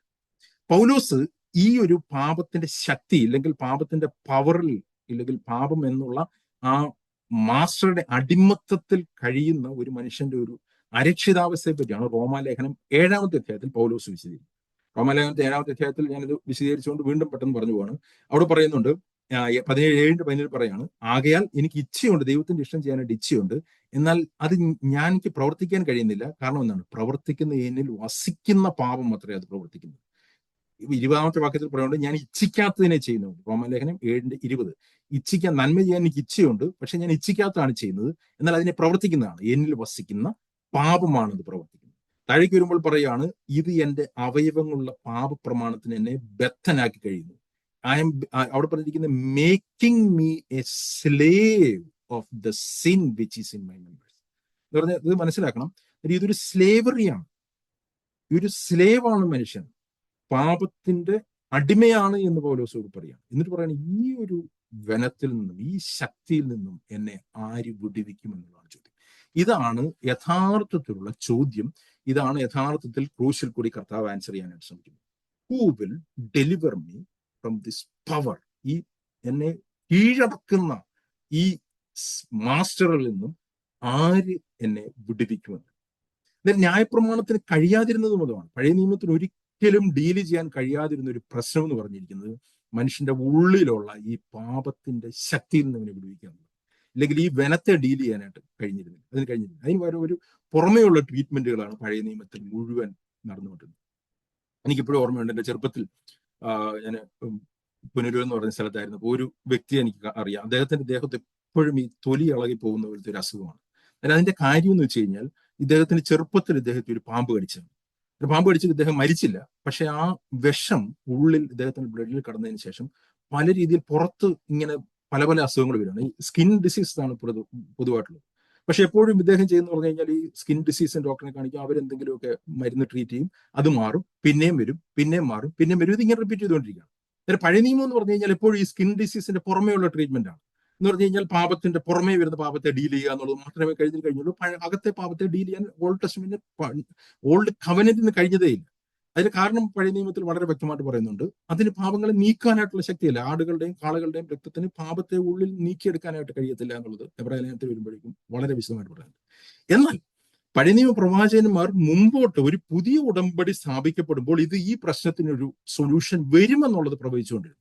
എവിടെയൊക്കെ പഴയ നിയമപുസ്തകങ്ങളിൽ, തിരുവെഴുത്തുകളിൽ പുതിയ ഉടമ്പടിയെ പറ്റിയുള്ള വാഗ്ദത്തം എവിടൊക്കെ കാണുന്നു, അവിടെ എല്ലാം നിങ്ങൾ നോക്കിയോ, അവിടെ ഈ കാര്യം പ്രവാചകന്മാർ പറഞ്ഞിരുന്നു. ഞാൻ വാക്യങ്ങൾ എടുക്കാൻ സമയമില്ലാത്തതുകൊണ്ടാണ് ഞാൻ പെട്ടെന്ന് നോട്ട് ചെയ്തു പോകുന്നത്. ഇതൊക്കെ വായിക്കേണ്ട വാക്യങ്ങളാണ്. യെരമ്യാ പ്രവചനം 31:31. അവിടെയാണ് ഞാൻ ഇസ്രായേൽ ഗ്രഹത്തോടും യഹൂദ ഗ്രഹത്തോടും പുതിയൊരു ഉടമ്പടി ചെയ്യാൻ പോകുന്നു എന്നുള്ളത് പറഞ്ഞിരിക്കുന്നു. അത് എബ്രായ ലേഖനത്തിൽ വീണ്ടും ആവർത്തിച്ചു. അവിടെ പറഞ്ഞിരിക്കുകയാണ്, ഞാൻ അവർ ഹൃദയങ്ങളിൽ എന്റെ നിയമത്തെ എഴുതും. എന്നിട്ട് യെഹെസ്കേൽ പ്രവചനം അതിന്റെ 38-ന്റെ 25, 26, 32 വാക്യങ്ങളിൽ ഈ വാക്യങ്ങൾ നമ്മൾ നോട്ട് ചെയ്തു. ഇതും വരാൻ പോകുന്ന ഒരു പുതിയ ഉടമ്പടിയെ പറ്റി, യേശു ക്രിസ്തുവിൽ കൂടി വരാൻ പോകുന്ന ഒരു പുതിയ ഉടമ്പടിയെ പറ്റി പറയുമ്പോൾ പറയാണ്, ആദ്യം ഞാൻ അവരെ നിർമ്മലീകരിക്കും, ഞാൻ അവരുടെ പാപങ്ങളെ ക്ഷമിക്കും. ഇത് രണ്ടാമത് പറയാണ്, ഞാൻ ആ പാപങ്ങളെ ക്ഷമിക്കുക മാത്രമല്ല ചെയ്യുന്നത്, പാപങ്ങളെ ക്ഷമിച്ചിട്ട് കഴിവില്ല. പാപങ്ങളെ ക്ഷമിച്ചാൽ ഈ ഉള്ളിലുള്ള പാപത്തിന്റെ ഫാക്ടറിയിൽ നിന്ന് വീണ്ടും പാപങ്ങൾ പുറത്തേക്ക് വന്നുകൊണ്ടേയിരിക്കും. അന്നേരം എന്ത് ചെയ്യും? അന്നേരം ഈ പുറമേയുള്ള പാപത്തിന്റെ എല്ലാം ക്ഷമിച്ചു കഴിഞ്ഞാലും വീണ്ടും പാപം ചെയ്യുന്ന ആ പാപത്തിന്റെ ഫാക്ടറി വർക്ക് ചെയ്യുന്നതുകൊണ്ട് യെഹെസ്കേൽ പ്രവാചകൻ പറയാണ്, ഞാൻ അവരുടെ കല്ലായിട്ടുള്ള ഹൃദയത്തെ എടുത്തു മാറ്റി പുതിയൊരു ഹൃദയം അവർക്ക് കൊടുക്കും. എന്നിട്ട് പറയാണ്, ഞാൻ എൻ്റെ ചട്ടങ്ങളിൽ അവരെ നടക്കുമാറാക്കും, ഞാൻ എൻ്റെ ആത്മാവിനെ അവരുടെ ഉള്ളിലാക്കി എൻ്റെ ചട്ടങ്ങളിലാക്കി. ഇതാണ് ഇതിന്റെ ഓർഡർ. പാപത്തിന്റെ ക്ഷമ, ഞാൻ നേരത്തെ പറഞ്ഞു, പാപത്തിന്റെ ക്ഷമ മാത്രമല്ല, പാപത്തിന്റെ ശക്തിയിൽ നിന്നുള്ള വിടുതൽ പരിശുദ്ധാത്മാവിനെ ഉള്ളിലാക്കി പരിശുദ്ധാത്മാവിന്റെ വഴിയിൽ നമ്മൾ നടത്തുക. ഇത് പഴയ നിയമത്തിൽ തന്നെ പറഞ്ഞാണ്, പുതിയ നിയമത്തിൽ സംഭവിക്കാൻ പോകുന്നു എന്നുള്ളത് പറഞ്ഞാണ്. ഇതാണ് റോമാലേഖനം 8-ാമത്തെ അധ്യായത്തിലേക്ക് വരുമ്പോൾ പൗലോസ് പറഞ്ഞിരിക്കുന്നത്, ന്യായപ്രമാണത്തിന് കഴിയാഞ്ഞതിനെ സാധിക്കുവാൻ ദൈവം തന്റെ പുത്രനെ പാപജടത്തിന്റെ സാദൃശ്യത്തിലും പാപം നിമിത്തവും ഈ ഭൂമിയിൽ അയച്ചു, പാപത്തിന് ജഡത്തിൽ ശിക്ഷ വിധിച്ചുകൊണ്ട് നമ്മളെ പാപത്തിൽ നിന്ന് സ്വതന്ത്രരാക്കി. എന്നിട്ട് യേശു ക്രിസ്തു എന്ത് ചെയ്തു? യേശു ക്രിസ്തു ഈ ഭൂമിയിലേക്ക് ഒരു മനുഷ്യനായിട്ട് വന്നു. യേശു ക്രിസ്തു ക്രൂശിൽ ഈ പിശാചിന്റെ വനം ഏറ്റെടുത്തു. അതുകൊണ്ടാണ് യോഹന്നാന്റെ സുവിശേഷം 5-ാമത്തെ അധ്യായത്തിൽ പറഞ്ഞിരിക്കുന്നത്, മോശ മരുഭൂമിയിൽ സർപ്പത്തെ ഉയർത്തിയ പോലെ മനുഷ്യപുത്രനെ ഉയർത്തേണ്ടതാകുന്നു. അവനിലേക്ക് നോക്കുമ്പോൾ നമ്മുടെ പാപത്തിന്റെ ശക്തിയിൽ നമ്മൾ വിടുതൽ പ്രാപിക്കും. യേശു ക്രിസ്തു നമ്മൾക്ക് വേണ്ടി പാപമായി തീർന്നു. ഇതാണ് ബൈബിൾ പഠിപ്പിക്കുന്ന അടിസ്ഥാന സുവിശേഷം. ഞാൻ എന്താണ് പറഞ്ഞതെന്ന് വെച്ച് കഴിഞ്ഞാൽ, പൗലോസും അപ്പോസ്തലന്മാരും വളരെ വ്യക്തമായിട്ട് പഠിപ്പിക്കുകയാണ്, യേശു ക്രിസ്തുവിന്റെ ക്രൂശിൽ കൂടി നമ്മുടെ പാപ സ്വഭാവം കർത്താവ് ഏറ്റെടുത്ത് നമ്മളെ പാപത്തിൽ നിന്ന് സ്വതന്ത്രരാക്കി. ഞാൻ വീണ്ടും പുതിയ നിയമത്തിലേക്ക് വേണം, പഴയ നിയമത്തിലെ വാഗ്ദത്തങ്ങളിൽ പുതിയ നിയമത്തിലെ വാക്യങ്ങളിലേക്ക് പോകണം. ഈ വാക്യങ്ങൾ നിങ്ങൾ നോട്ട് ചെയ്താൽ മതി, നിങ്ങൾ പിന്നീട് പോയി വായിച്ചു നോക്കുന്നത്. പിന്നെ ഈ പറയുന്ന വാക്യങ്ങൾ വ്യക്തമായിട്ട് ഇത് പറഞ്ഞു. റോമാലേഖനം 6-ാമത്തെ അധ്യായത്തിന്റെ 6-ാമത്തെ വാക്യത്തിൽ പൗലോസ് പറഞ്ഞിരിക്കുകയാണ്, നമ്മുടെ പഴയ മനുഷ്യൻ അവനോടുകൂടി ക്രൂശിക്കപ്പെട്ടു, നമ്മൾ പാപത്തിൽ നിന്ന് സ്വതന്ത്രരാക്കി, നമ്മുടെ പാപ സ്വഭാവം അവനോടുകൂടി അവന്റെ ക്രൂശിൽ തറയ്ക്കപ്പെട്ടു, അവനോടുകൂടി അടക്കപ്പെട്ടു, നമ്മൾ നീക്കപ്പെട്ടു. അങ്ങനെ ഞാൻ പാപത്തിൽ നിന്ന് സ്വതന്ത്രനായി എന്ന് റോമാലേഖനം 6-ാമത്തെ അധ്യായത്തിൽ 5 പ്രാവശ്യം പൗലോസ് പറഞ്ഞു. 2 കൊരിന്ത്യർ 5:21 പൗലോസ് പറയാണ്, പാപം അറിയാത്തവനെ നാം അവനിൽ ദൈവത്തിന്റെ നീതിയാകേണ്ടതിന് അവൻ നമുക്ക് വേണ്ടി പാപമായി തീർന്നു എന്ന് പറഞ്ഞു. എന്ന് വെച്ച് കഴിഞ്ഞാൽ നമ്മുടെ പാപം അവൻ ഏറ്റെടുത്തു, നമ്മുടെ പാപ സ്വഭാവം അവനിൽ തറയ്ക്കപ്പെട്ടു, നീക്കപ്പെട്ടു എന്ന് തന്നെയാണ് പറയുന്നത്. കൊലോസ്യ ലേഖനം അതിന്റെ 2-ാമത്തെ അധ്യായത്തിന്റെ 10-ാമത്തെ വാക്യത്തിൽ പൗലോസ് വേറൊരു ഉപമയിൽ കൂടി പറഞ്ഞിരിക്കുകയാണ്, നിങ്ങളുടെ പാപ സ്വഭാവം എന്നുള്ളത് ഒരു സ്പിരിച്വൽ സർക്കംസേഷനിൽ കൂടി, പഴയ നിയമത്തിലെ ഒരു ഫിസിക്കൽ സർക്കംസേഷനിൽ കൂടി ഒരു ശരീരത്തിന്റെ ഭാഗം കട്ട് ചെയ്തത് മാറ്റുന്ന പോലെ ഒരു സ്പിരിച്വൽ ക്രൂശിലെ നടന്ന ആ സ്പിരിച്വൽ സർക്കംസേഷനിൽ കൂടി നമ്മുടെ പാപ സ്വഭാവത്തെ ദൈവം കട്ട് ചെയ്ത് നമ്മൾ നീക്കി എന്ന് പറയും. പത്രോസ് ഇത് പറയുമ്പോൾ പറയാണ്, നാം പാപം സംബന്ധിച്ച് മരിച്ച് നീതിക്ക് ജീവിക്കേണ്ടതിന് അവൻ നമ്മുടെ പാപങ്ങളെ ചുമന്നുകൊണ്ട് ക്രൂശിന്മേൽ കയറി എന്ന് പറഞ്ഞിരിക്കുകയാണ്. എന്നാൽ ഈ വാക്യങ്ങളിൽ കൂടി എല്ലാം കൊലോസ്യയിൽ തന്നെ പൗലോസ് വീണ്ടും പറഞ്ഞിരിക്കുകയാണ്, ക്രൂശിൽ നമ്മുടെ പാപത്തെ അവനോടുകൂടെ തറച്ച് പിശാചിന്റെ അധികാരത്തിൽ നമ്മളെ വിടുവിച്ചു, പിശാചിന്റെ പവറിൽ നിന്ന്, പിശാചിന്റെ ആയുധവർഗം വെപ്പിച്ചിട്ട് നമ്മളെ സ്വതന്ത്രരാക്കി. എന്നിട്ട് ഞാൻ ഈ പറയുന്ന കാര്യങ്ങൾ ഒന്നും തന്നെ, ഞാൻ പറയട്ടെ, പാപക്ഷമയെ പറ്റിയല്ല പറയുന്നത്. ഈ വാക്യങ്ങളൊന്നും തന്നെ പാപക്ഷമയെ പറ്റി അല്ല പറഞ്ഞിരിക്കുന്നത്, പാപത്തിൽ നിന്നുള്ള സ്വാതന്ത്ര്യത്തെ പറ്റിയാണ് ഈ കോണ്ടെക്സ്റ്റുകളിലെല്ലാം പറഞ്ഞത്. ഞാൻ എന്താണ് പറഞ്ഞിരിക്കുന്നത്? ഞാൻ എന്താണ് പറഞ്ഞു വരുന്നത്? ബൈബിൾ എന്താണ് പഠിപ്പിക്കുന്നത്? ബൈബിൾ പഠിപ്പിക്കുന്നത് വിജയകരമായിട്ടുള്ള ക്രിസ്ത്യ ജീവിതത്തിന്റെ അടിസ്ഥാനമായിട്ട് ബൈബിൾ പഠിപ്പിക്കുന്നത് നമ്മൾ പാപത്തിൽ നിന്ന് സ്വതന്ത്രരായി എന്നുള്ള സത്യം നമ്മൾ മനസ്സിലാക്കാതെ ആ ഒരു അടിസ്ഥാനത്തിൽ നിൽക്കാതെ നമ്മൾ വിജയകരമായിട്ടുള്ള ക്രിസ്ത്യ ജീവിതം പഠിപ്പിക്കുകയോ അതിനുവേണ്ടി ശ്രമിക്കുകയോ ചെയ്തു കഴിഞ്ഞാൽ ഇറ്റ് ഈസ് ഇമ്പോസിബിൾ. ഇത് വളരെ സത്യമായിട്ടുള്ള കാര്യമാണ്. ഞാൻ പറഞ്ഞല്ലോ, ഞാൻ പലപ്പോഴും വിജയകരമായിട്ടുള്ള ക്രിസ്ത്യ ജീവിതത്തെ പറ്റിയുള്ള പലരും പഠിപ്പിക്കുന്നത് കേട്ടു. പക്ഷെ ഒരു വളരെ വളരെ ലളിതമായിട്ടുള്ളൊരു സത്യമാണ്, ഒരു വ്യക്തിക്ക് വിക്ടറി ലഭിക്കണമെങ്കിൽ അതിന് മുമ്പായിട്ട് ആ വ്യക്തി സ്വതന്ത്രനായിരിക്കണം. ഞാൻ വീണ്ടും പറയട്ടെ, വിക്ടറി എന്ന് പറയുന്നു സ്വാതന്ത്ര്യം എന്ന് പറയുന്നു രണ്ടും രണ്ട് പദമാണ്, രണ്ടും രണ്ടർത്ഥമാണ്. അതൊരു സിമ്പിൾ ലാംഗ്വേജിൽ തന്നെ രണ്ടർത്ഥമാണ്. എന്നാൽ വിക്ടറി ഒരാൾക്ക് ലഭിക്കണമെങ്കിൽ അതിന് മുമ്പ് അയാൾക്ക് സ്വാതന്ത്ര്യം ലഭിച്ചിരിക്കണം. വേറെ രീതിയിൽ പറഞ്ഞു കഴിഞ്ഞാൽ, ഇന്ത്യക്ക് പാകിസ്ഥാന്റെ മുകളിൽ വിജയം ലഭിക്കണമെങ്കിൽ ഇന്ത്യ ബ്രിട്ടന്റെ കീഴിൽ നിന്ന് സ്വതന്ത്രരായിരിക്കണം എന്നുള്ള ഒരു ലളിതമായിട്ടുള്ള സത്യമാണ്. മാത്രമല്ല, ഇന്ത്യക്കാർക്ക് മനസ്സിൽ അറിയുകയും വേണം അവർ സ്വതന്ത്രരായി എന്നുള്ളത്, അല്ലേ? ഇന്ത്യക്ക് സ്വാതന്ത്ര്യം കിട്ടി, ഇന്ത്യയിലെ ഏതെങ്കിലും ഒരു റിമോട്ട് പ്ലേസിൽ അവർക്ക് സ്വാതന്ത്ര്യം കിട്ടിയെന്ന് അറിഞ്ഞിട്ടേ ഇല്ലെങ്കിൽ ബ്രിട്ടീഷുകാർക്ക് പിന്നെ അവരെ റൂൾ ചെയ്യാനായിട്ട് കഴിയും. അതുകൊണ്ടാണ് യേശു ക്രിസ്തു പറഞ്ഞത്, പുത്രൻ നിങ്ങൾ സ്വാതന്ത്ര്യം എത്തി നിങ്ങൾ സാക്ഷാൽ സ്വതന്ത്രരാകുന്നു എന്ന് പറഞ്ഞിട്ട് പറയാണ്, നിങ്ങളത് അറിയണമെന്ന് പറയാം. അതുകൊണ്ടാണ് റോമാലേഖനം 6-ാമത്തെ അധ്യായത്തിൽ പൗലോസ് പറഞ്ഞിരിക്കുന്നത്, നിങ്ങളെ പഠിപ്പിച്ച ഉപദേശ രൂപത്തെ ഹൃദയപൂർവ്വം നിങ്ങൾ വിശ്വസിച്ചപ്പോൾ അതിനെ അനുസരിച്ചപ്പോൾ നിങ്ങൾ പാപത്തിൽ സ്വതന്ത്രരായി നീതിക്ക് ദാസന്മാരായി തീർന്നിരിക്കുന്നു. എന്നാൽ ഇതാണ് ബൈബിളിന്റെ അടിസ്ഥാനപരമായിട്ടുള്ള സത്യം. ഈ ഒരു ട്രൂത്താണ് പഠിപ്പിക്കേണ്ടത്. എന്നാൽ ഇത് പഠിപ്പിക്കുമ്പോൾ, ഇത് മനസ്സിലാകുമ്പോഴാണ് ഒരു വ്യക്തിക്ക് പാപത്തിൽ നിന്ന് സ്വാതന്ത്ര്യം കിട്ടാനായിട്ട്. എന്നാൽ ഞാൻ പറഞ്ഞു, വിക്ടറി എന്നുള്ളത് അതിന്റെ പ്രീ റിക്വസ്റ്റ് ഫ്രീഡമാണ്. നമ്മൾ പഴയ നിയമത്തിലൊക്കെ കഴിഞ്ഞാലും അങ്ങനെ തന്നെയാണ് കാണുന്നത്. നമ്മൾ ഈ ഇസ്രായേൽ മക്കളെ ദൈവത്തിന്റെ കരം കൊണ്ട് ഫറവോന്റെ അടിമത്തിൽ നിന്നും സ്വതന്ത്രരാക്കാണ്. ഇസ്രായേൽ മക്കൾ ഒന്നും ചെയ്തിട്ടല്ല അവർക്ക് സ്വാതന്ത്ര്യം കിട്ടുന്നത്, അവർ നിലവിളിച്ചത് മാത്രമേ. ഈ പൗലോസിന്റെ റോമാലേഖനം 7-ാമത്തെ അധ്യായത്തിലെ പോലത്തെ ഒരു നിലവിളി നമുക്ക് പഴയ നിയമത്തിൽ കാണാനായിട്ട് കഴിയും. അവർ അയ്യം വിളിച്ചു എന്നാണ് പറഞ്ഞിരിക്കുന്നത്. അവർ ഊഴിയ വേലക്കാരൻ, അവർ അടിമത്തത്തിൽ അവരെ നിലവിളിക്കുകയാണ് ചെയ്തത്.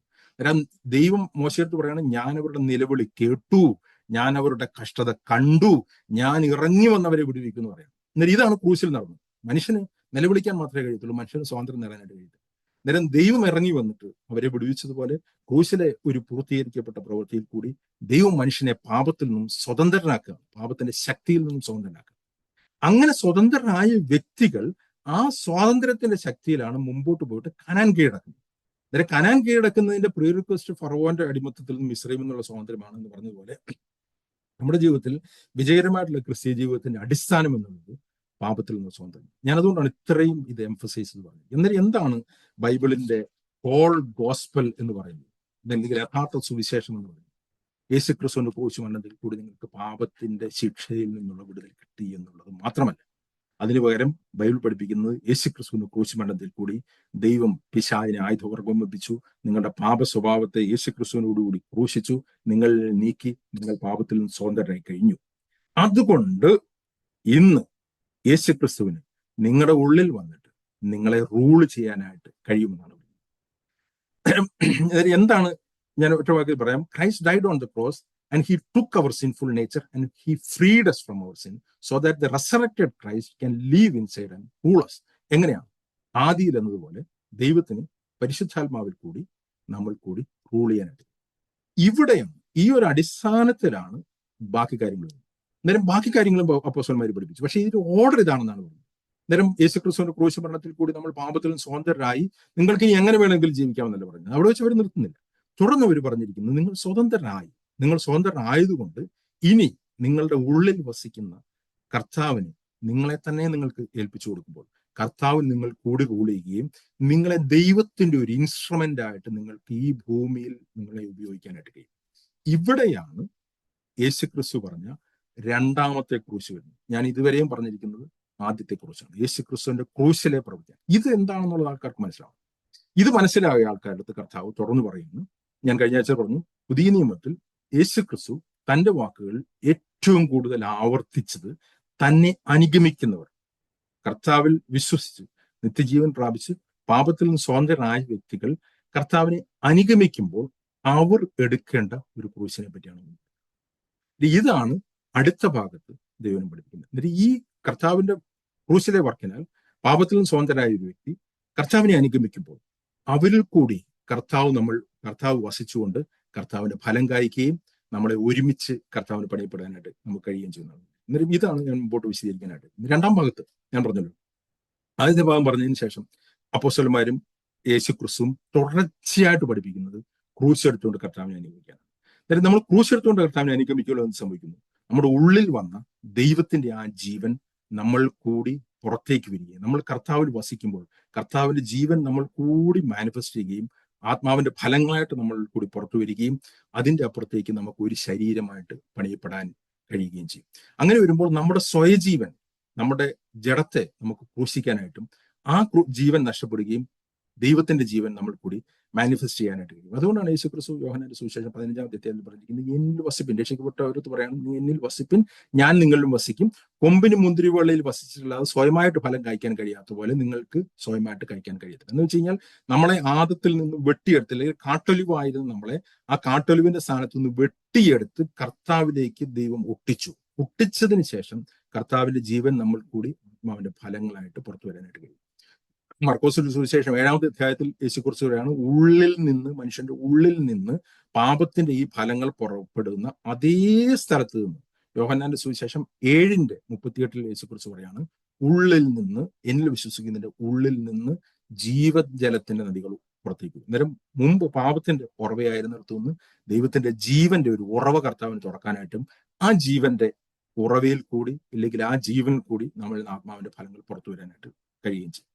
അന്നേരം ഇത് ഞാൻ നേരത്തെ പറഞ്ഞ റോമാലേഖനം, കൊലോസ്യ ലേഖനം, ഈ വാക്യങ്ങളിലെല്ലാം ആദ്യത്തെ ക്രൂശിന്റെ വർക്ക് പറഞ്ഞതിന് ശേഷം അപ്പോസ്തലന്മാർ പഠിപ്പിക്കുന്ന മുമ്പോട്ടുള്ള വാക്യങ്ങൾ വായിച്ചു കഴിഞ്ഞാൽ നമുക്ക് ഇതിന്റെ ഒരു ഓർഡർ മനസ്സിലാവും. റോമാലേഖനം 6-ാമത്തെ അധ്യായത്തിന്റെ നേരത്തെ വായിച്ചതിന്റെ ബാക്കിയുള്ള വാക്യങ്ങളാണ് ഞാൻ വായിക്കുന്നത് 2-ാമത്തെ ഭാഗത്തിൽ. റോമാലേഖനം 6-ാമത്തെ അധ്യായത്തിന്റെ 19-ാമത്തെ വാക്യത്തിൽ ഇത് ഈ പാപത്തിൽ നിന്ന് സ്വതന്ത്രനായവരുടെ അടുത്ത് പൗലോസ് പറയാണ്. റോമർ 6:19 അവിടെ പറഞ്ഞിരിക്കുകയാണ്, എന്നാൽ നിങ്ങൾ പാപത്തിന്റെ ദാസന്മാരായിരുന്നുവെങ്കിലും നിങ്ങളെ പഠിപ്പിച്ച ഉപദേശ രൂപത്തെ ഹൃദയപൂർവ്വം അനുസരിച്ച് പാപത്തിൽ നിന്ന് സ്വാതന്ത്ര്യം പ്രാപിച്ചു നീതിക്ക് ദാസന്മാരായിരിക്കാൻ നിങ്ങൾക്ക് ദൈവത്തിന് സ്തോത്രം. നിങ്ങൾ പാപത്തിൽ നിന്ന് സ്വാതന്ത്ര്യം പ്രാപിച്ചു നീതിക്ക് ദാസന്മാരായിരിക്കുന്നു. എന്നിട്ട് പറയാണ് നിങ്ങളുടെ അവയവങ്ങളെ മുമ്പ് നിങ്ങൾ പിശാചിന് സമർപ്പിച്ചതുപോലെ. അത് നിങ്ങൾക്ക് വേറൊരു ഓപ്ഷൻ ഇല്ലായിരുന്നു, നിങ്ങൾക്ക് പിശാചിന് സമർപ്പിച്ചോക്കത്തില്ലായിരുന്നു. Because you are a slave, നിങ്ങളൊരു സ്ലേവ് ആയിരുന്നു. എന്നാൽ ഇപ്പോൾ നിങ്ങൾ പാപത്തിൽ സ്വതന്ത്രനായി നിങ്ങൾ എന്ത് ചെയ്യണം? നിങ്ങളുടെ അവയവങ്ങളെ വിശുദ്ധീകരണത്തിനായിട്ട്, നീതിക്കായിട്ട് സമർപ്പിക്കാം. എന്നിട്ട് 2-ാമത്തെ ഭാഗത്ത് ഇവരുടെ പറയാണ്, now you are free, but you are not free to do sin, but you are free to do God's will. നിങ്ങൾക്ക് നീതിക്കായിട്ട് നിങ്ങൾക്ക് ഇപ്പോൾ സമർപ്പിക്കാനായിട്ട് കഴിയും. ആരുടെ അടുത്താണ് പറഞ്ഞിരിക്കുന്നത്? പാപത്തിലും സ്വാതന്ത്ര്യം പ്രാപിച്ചവർ. ഇതെങ്ങനെയാണ് അത് സമർപ്പിക്കുന്നുള്ളത് റോമാലേഖനം 12-ാമത്തെ അധ്യായത്തിലേക്ക് വരുമ്പോൾ പൗലോസ് വീണ്ടും വിശദീകരിക്കുന്നുണ്ട്. റോമാലേഖനം 12:1 പറയാണ്, സഹോദരന്മാരെ, ദൈവത്തിന്റെ മനസ്സലി ഓർമ്മിപ്പിച്ച് ഞാൻ നിങ്ങളെ പ്രബോധിപ്പിക്കുന്നത്, നിങ്ങൾ ബുദ്ധിയുള്ള ആരാധനയെ നിങ്ങളുടെ ശരീരത്തെ ജീവനും വിശുദ്ധിയും ദൈവത്തിന് പ്രസാദവുമുള്ള യാഗമായി സമർപ്പിൻ. ഈ ലോകത്തിന് അനുരൂപമാകാതെ നന്മയും പ്രസാദവുമുള്ള പൂർണ്ണതയുമുള്ള ദൈവഹിതം എന്ന് തിരിച്ചറിയാതെ മനസ്സ് പുതുക്കി രൂപാന്തരപ്പെടും. ഇതാണ് ക്രൂശ് എടുത്തുകൊണ്ട് കർത്താവിനെ അനുഗമിക്കുക എന്ന് പറയുന്നത്. പുതിയ നിയമത്തിലേക്ക്, ലേഖനത്തിലേക്ക് വരുമ്പോൾ യേശുക്രിസ്തു 5 പറഞ്ഞ കാര്യം ഇവിടെ അപ്പോസ്തലന്മാർ വിശദീകരിക്കുകയാണ്. എങ്ങനെയാണ് ക്രൂശ് എടുത്തുകൊണ്ട് കർത്താവിനെ അനുഗമിക്കുന്നത് എന്ന് വെച്ച് കഴിഞ്ഞാൽ, ദൈവത്തിന്റെ പരിശുദ്ധാത്മാവ് നേരത്തെ ചെയ്തതുപോലെ തന്നെ പിശാച് നിങ്ങളുടെ ദേഹിയെ നിയന്ത്രിച്ചിരുന്നിടത്ത് ഇപ്പോൾ നിങ്ങളുടെ ചിന്തകളെയും വികാരങ്ങളെയും തീരുമാനങ്ങളെയും ആരാണ് നിയന്ത്രിക്കുന്നത്? നിങ്ങളെ പരിശുദ്ധാത്മാവ് നിയന്ത്രിക്കണം. നിങ്ങളുടെ മനസ്സ് രൂപാന്തരപ്പെടണം. മനസ്സ് ഇപ്പോഴും നിങ്ങൾ തിരിഞ്ഞാണ് കണ്ടിരിക്കുന്നത്. രക്ഷിക്കപ്പെട്ട ഒരു വ്യക്തിയുടെ മനസ്സ് ടേൺഡ് ആവണം, രൂപാന്തരപ്പെടണം, ട്രാൻസ്ഫോംഡ് ആവണം. ശരീരം ദൈവത്തിന് യാഗമായിട്ട് സമർപ്പിക്കണം. അങ്ങനെ കർത്താവിന് നമ്മൾ കൂടി ആത്മാവിന്റെ ഫലങ്ങളെ പുറപ്പെടുവിക്കാനായിട്ട് കഴിയും. കൊലോസ്യ ലേഖനം 3-ാമത്തെ അധ്യായം ഞാൻ നേരത്തെ പറഞ്ഞു. കൊലോസ്യ ലേഖനം 2-ാമത്തെ അധ്യായത്തിൽ പൗലോസ് പാപത്തിന്റെ ശക്തിയിൽ നിന്ന് നമ്മൾ വിടുതൽ പ്രാപിച്ചതിനെ പറ്റി ഒരു പരിച്ഛേദന എന്നുള്ള രീതിയിൽ പറഞ്ഞിരിക്കുകയാണ്. കൊലോസ്യൻ 2-ാമത്തെ അധ്യായത്തിൽ 11-ാമത്തെ വാക്യത്തിലാണ് പറഞ്ഞിരിക്കുന്നത്, അവനിൽ നിങ്ങൾക്കും ക്രിസ്തുവിന്റെ പരിച്ഛേദനയാൽ നിങ്ങളുടെ പാപ സ്വഭാവം ഉരിഞ്ഞു കളഞ്ഞതിനാൽ കൈകൊണ്ടല്ലാത്ത പരിച്ഛേദന ലഭിച്ചു, നിങ്ങളെ പാപത്തിൽ നിന്ന് സ്വതന്ത്രരാക്കി എന്ന് പറഞ്ഞിരിക്കുകയാണ്. അത് കഴിഞ്ഞിട്ട് പറയുകയാണ് 3-ാമത്തെ അധ്യായത്തിലേക്ക് വരുമ്പോൾ പറഞ്ഞിരിക്കുകയാണ്, ആകയാൽ നിങ്ങൾ ക്രിസ്തുവിനോടുകൂടി ഉയർത്തെഴുന്നേൽപ്പിക്കൽ ക്രിസ്തു ദൈവത്തിന്റെ വലത്ത് ഭാഗത്തിരിക്കുന്നതുമായ ഉയരത്തിലുള്ളത് ചിന്തിപ്പിൻ. Set your mind on high. എന്താണ് ഞാൻ ഈ പറയുന്നതിന്റെ ഓർഡർ എന്ന് വെച്ച് കഴിഞ്ഞാൽ, ദൈവം വീണ്ടും പറയാണ്, now you can set your mind on high. ഇപ്പോൾ നിങ്ങൾക്ക് പരിശുദ്ധാത്മാവിന്റെ ശക്തിയാൽ നിങ്ങൾക്ക് മനസ്സിനെ തിരിക്കാനായിട്ട് കഴിയും, നിങ്ങൾക്ക് മനസ്സ് ഉയരത്തിൽ വെക്കാനായിട്ട് കഴിയും. താഴേക്ക് വരുമ്പോൾ പറയാണ്, നിങ്ങളുടെ അവയവങ്ങളെ മരിപ്പിക്കുവിൻ. അവിടെ പറയുന്നത് ഭൂമിയിലുള്ള നിങ്ങളുടെ അവയവങ്ങളെ മരിപ്പിക്കും. ഇത് എവിടെയാണ് ഇതെല്ലാം പറഞ്ഞിരിക്കുന്നത്? ഇവിടെ ക്രൂശെടുക്കാനായിട്ട് പറഞ്ഞിരിക്കുന്നത്, ഉയരത്തിലുള്ളത് സെറ്റ് ചെയ്യാനായിട്ട് പറഞ്ഞിരിക്കുന്നത്, പാപത്തിൽ നിന്ന് സ്വതന്ത്രനായി എന്നുള്ള വ്യക്തമായിട്ടുള്ള സുവിശേഷം അവരെടുത്ത് പഠിപ്പിച്ചതിന് ശേഷം ഗലാത്യ ലേഖനം അതിന്റെ 2:23 പൗലോസ് പറഞ്ഞിരിക്കുകയാണ്, ഞാൻ ക്രിസ്തുവിനോട് കൂടി ക്രൂശിക്കപ്പെട്ടിരിക്കുന്നു, വിച്ച് ഇസ് ഓൾറെഡി ഹാപ്പൻ. എന്റെ പഴയ മനുഷ്യനോട് ക്രൂശിക്കപ്പെട്ടിരിക്കുന്നു. ഇപ്പോൾ ഞാൻ ജീവിക്കുന്നത് എങ്ങനെയാണ്? ഇപ്പോൾ ഞാൻ ജഡത്തിൽ ജീവിക്കുന്നത് കർത്താവുള്ള വിശ്വാസത്താൽ എന്റെ ശരീരങ്ങളെ കർത്താവിന് സമർപ്പിച്ചുകൊണ്ടിട്ട് എനിക്ക് മുമ്പോട്ട് ജീവിക്കാനായിട്ട് കഴിയും. പത്രോസിന്റെ ലേഖനത്തിൽ ഞാൻ പറഞ്ഞു, പത്രോസ് പറയാണ്, നിങ്ങൾ പാപം സംബന്ധിച്ച് മരിച്ച് നീതിക്ക് ജീവിക്കേണ്ടതിന് അവൻ തന്റെ ശരീരത്തിൽ നമ്മുടെ പാപങ്ങളെ ചുമന്നുകൊണ്ട് ക്രൂശിൽ കയറി എന്ന് പറഞ്ഞതിന് ശേഷം അടുത്ത അധ്യായത്തിൽ പത്രോസ് പറയുന്നത് ശ്രദ്ധിച്ചു കഴിഞ്ഞാൽ മനസ്സിലാവും, ഭാര്യമാരെ ഭർത്താക്കന്മാർക്ക് കീഴടങ്ങുവിൻ, അന്യോന്യം കീഴടങ്ങുവിൻ, അങ്ങനെ കീഴടങ്ങിയുള്ള ഒരു ജീവിതം നയിക്കാനായിട്ടാണ്. ഇനി ഞാൻ എന്തോ പറഞ്ഞു വരുന്നതെന്ന് വെച്ച് കഴിഞ്ഞാൽ, ഈ ക്രൂശ് എടുത്തുകൊണ്ട് കർത്താവിനെ അനുഗമിക്കുക, ജഡത്തെ മരിപ്പിക്കുക, മനസ്സ് പുതുക്കി രൂപാന്തരപ്പെടുക, ശരീരങ്ങളെ സമർപ്പിക്കുക, ഇതിന്റെ എല്ലാം അടിസ്ഥാനം എന്നുള്ളത് പാപത്തിൽ നിന്ന് സ്വതന്ത്രരായി എന്ന് വ്യക്തമായി മനസ്സിലായ ഒരാൾക്ക് അത് ആ രീതിയിൽ ചെയ്യാനായിട്ട് കഴിയത്തുള്ളൂ. അത് ആ ഒരു ഡോക്ട്രിൻ പാർട്ട് ഹൃദയപൂർവ്വം മനസ്സിലായ ഒരു വ്യക്തിക്കാണ്, പാപത്തിൽ നിന്ന് സ്വതന്ത്രരായി എന്ന് മനസ്സിലായ ഒരു വ്യക്തിക്കാണ് നീതിക്ക് അടിമകളായിട്ട് നമ്മുടെ ശരീരങ്ങളെ സമർപ്പിക്കാനായിട്ട് കഴിയുന്നത്.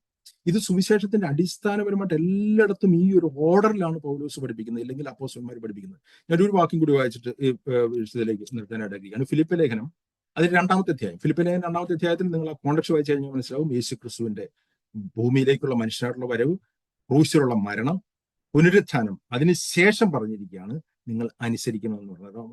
ഫിലിപ്പ് ലേഖനം 2-ാമത്തെ അധ്യായം മുഴുവൻ യേശുക്രിസ്തുവിന്റെ ആ താഴ്മയെ പറ്റിയും യേശുക്രിസ്തുവിന്റെ ക്രൂശ മരണത്തിനെ പറ്റിയും ഉയർത്തെഴുന്നതിനെ പറ്റിയുമാണ് പറഞ്ഞത്. ഞാൻ നേരത്തെ പറഞ്ഞിരിക്കുന്ന കാര്യങ്ങളല്ല. അതിനുശേഷം 12-ാമത്തെ വാക്യത്തിൽ പറഞ്ഞിരിക്കുകയാണ്, എന്നാൽ പ്രിയമുള്ളവരെ, നിങ്ങൾ എല്ലായ്പ്പോഴും അനുസരിച്ചതുപോലെ ഞാൻ അരികത്തിരിക്കുമ്പോൾ മാത്രമല്ല, ഇന്ന് ദൂരത്തിരിക്കുമ്പോഴും ഏറ്റവും അധികമായി ഭയത്തോടും വിറയലോടും കൂടി നിങ്ങളുടെ രക്ഷ പ്രാവർത്തികമാക്കുകയും. ഈ രക്ഷ പ്രാവർത്തികമാക്കുകയും എന്നുള്ളതാണ് കറക്റ്റ് ആൻസർ. രക്ഷയ്ക്കായിട്ട് പ്രവർത്തിക്കുക എന്നുള്ളതല്ല.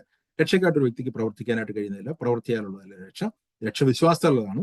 അങ്ങനെ രക്ഷിക്കപ്പെട്ട വിശ്വാസത്തിൽ പറയാണ് നിങ്ങളുടെ രക്ഷ പ്രാവർത്തികമാക്കുക. ഇംഗ്ലീഷ് പറഞ്ഞിരിക്കുകയാണ്, വർക്ക്ഔട്ട് യുവർ സാൽവേഷൻ. നിങ്ങളുടെ രക്ഷ, നിങ്ങൾ വന്നിരിക്കുന്ന രക്ഷ നിങ്ങൾ പ്രാവർത്തികമാക്കണം. എന്ന് വെച്ച് കഴിഞ്ഞാൽ ക്രൂശ് എടുത്തുകൊണ്ട് കർത്താവിനെ അനുഗമിക്കുമ്പോൾ കർത്താവിൽ നമ്മൾ വസിച്ചുകൊണ്ട് ആ രക്ഷ നമ്മുടെ ജീവിതത്തിൽ പ്രാവർത്തികമാക്കിക്കൊണ്ടേയിരിക്കുകയാണ്. അതുകൊണ്ടാണ് അടുത്ത വാക്യത്തിൽ പറഞ്ഞിരിക്കുന്നത്, ഇച്ഛിക്കുക എന്നതും പ്രവർത്തിക്കുക എന്നുള്ളതും ദൈവമല്ലോ തിരുവുള്ളമുണ്ടായി നിങ്ങളുടെ ഉള്ളിൽ പ്രവർത്തിക്കുന്നു. For God is at work in you to do both to will and to do his good pleasure. അന്നേരം ദൈവം പാപസ്വഭാവം മാറ്റിയ, ഇല്ലെങ്കിൽ പിശാച് റൂൾ ചെയ്തിരുന്ന സ്ഥലത്ത്, അതേ സ്ഥലത്ത് ദൈവം റൂൾ ചെയ്യാനായിട്ട് വന്നു കഴിഞ്ഞു. കർത്താവ് ഇന്ന് നമ്മുടെ ഉള്ളിൽ വസിക്കുക. അതിൻ്റെ ഒരു പ്രീ റിക്വസ്റ്റ് നമ്മുടെ പാപത്തിൽ നമ്മൾ സ്വതന്ത്രനാക്കുക എന്നുള്ളതാണെങ്കിൽ, ഇന്ന് കർത്താവ് നമ്മുടെ ഉള്ളിൽ വസിച്ചുകൊണ്ട് തൻ്റെ പ്രവൃത്തി നമ്മൾ കൂടി ചെയ്യും. അതാണ് യോഹന്നാൻ സുവിശേഷത്തെല്ലാം പറഞ്ഞിരിക്കുന്നത്, ഞാൻ അവരിൽ വസിച്ചുകൊണ്ട് എൻ്റെ പ്രവർത്തിക്കും. അന്നേരം കർത്താവ് നമ്മുടെ ഉള്ളിൽ വസിച്ചുകൊണ്ട് തൻ്റെ പ്രവൃത്തിയാണ് നമ്മൾ അവന് വേണ്ടിയിട്ട്, ആ പ്രവൃത്തിക്ക് വേണ്ടിയിട്ട് ഏൽപ്പിച്ചു കൊടുക്കുന്നതാണ്. We are working out our salvation. അന്നേരം ഇങ്ങനെയാണ് പുതിയ നിയമത്തിലേക്ക് വരുമ്പോഴേക്കും ദൈവമക്കൾ യഥാർത്ഥത്തിൽ കർത്താവിന്റെ ജീവൻ നമ്മളുടെ ജീവിതത്തിൽ കൂടി മാനിഫെസ്റ്റ് ചെയ്യുന്നത്, കർത്താവിന്റെ ഉപകരണമായി വരുന്നത്. കർത്താവ് നമ്മുടെ ശരീരത്തെയും നമ്മുടെ മനസ്സിനെയും എല്ലാം നമുക്ക് നിയന്ത്രിക്കാനായിട്ട് ആഗ്രഹമുണ്ട്. അതിനൊരു പ്രോപ്പർ ഫങ്ഷണൽ രീതിയിലേക്ക് കൊണ്ടുവരാനായിട്ട് ആഗ്രഹമുണ്ട്. പാപം കടന്നു വന്നപ്പോൾ ദൈവത്തിന്റെ ആ ഒറിജിനൽ സൃഷ്ടിയിൽ ഇല്ലാതിരുന്ന ഒരു കാര്യമാണ്, പാപം ചെയ്തതിന് കടന്നു വന്ന ഒരു കാര്യമാണ് പാപസ്വഭാവം. അതുകൊണ്ടാണ് യേശു ക്രിസ്തു ക്രൂശിൽ അത് ഏറ്റെടുത്തുകൊണ്ട് അതിനെ നശിപ്പിച്ച് നമ്മൾ നീക്കിയത്. എന്നാൽ നമ്മുടെ ശരീരത്തെയും നമ്മുടെ ദേഹിയെയും നശിപ്പിക്കാനായിട്ട് ദൈവത്തിന് ആഗ്രഹമില്ല. അതിനെ പ്രോപ്പറായിട്ട് വർക്ക് ചെയ്യിക്കാനായിട്ട് ആഗ്രഹിക്കും. അത് ദൈവത്തിന് നമ്മൾ കൂടി വസിച്ചുകൊണ്ടിട്ടാണ് നമുക്ക് ചെയ്യാനായിട്ട് കഴിയുന്നത്. അങ്ങനെ കർത്താവ് നമ്മൾ കൂടി വസിക്കുമ്പോൾ, നമ്മൾ കൂടി വസിച്ചുകൊണ്ട് കർത്താവ് നമ്മൾ കൂടി പ്രവർത്തിക്കാനായിട്ട് കഴിയും. അങ്ങനെ ക്രൂശ് എടുത്തുകൊണ്ട് കർത്താവിനെ അനുഗമിക്കുന്ന ഓരോ വ്യക്തികൾ അങ്ങനെ കർത്താവ് പാപത്തിൽ നിന്ന് സ്വതന്ത്രരായി ക്രൂശ് എടുത്തുകൊണ്ട് കർത്താവിനെ അനുഗമിക്കുന്ന 2 വ്യക്തികളെ കർത്താവിന് ഒരുമിച്ച് ചേർത്ത് പണിയാനായിട്ട്. ഞാൻ വീണ്ടും പറയട്ടെ, അതാണ് നമ്മൾ മുമ്പോട്ട് പോകുമ്പോൾ അതിന്റെ പ്രാക്ടിക്കൽ വശത്തിലേക്ക് പോകുമ്പോൾ അതിന്റെ പ്രിൻസിപ്പിൾ മനസ്സിലാക്കുകയുള്ളൂ. അങ്ങനെയുള്ള 2 വ്യക്തികളെ മാത്രമേ കർത്താവിന് ഒരു ശരീരമായിട്ട് പണിയാനായിട്ട് കഴിയത്തുള്ളൂ. കർത്താവ് അതിനുള്ള കാര്യങ്ങളെല്ലാം ക്രൂശിൽ ചെയ്തു.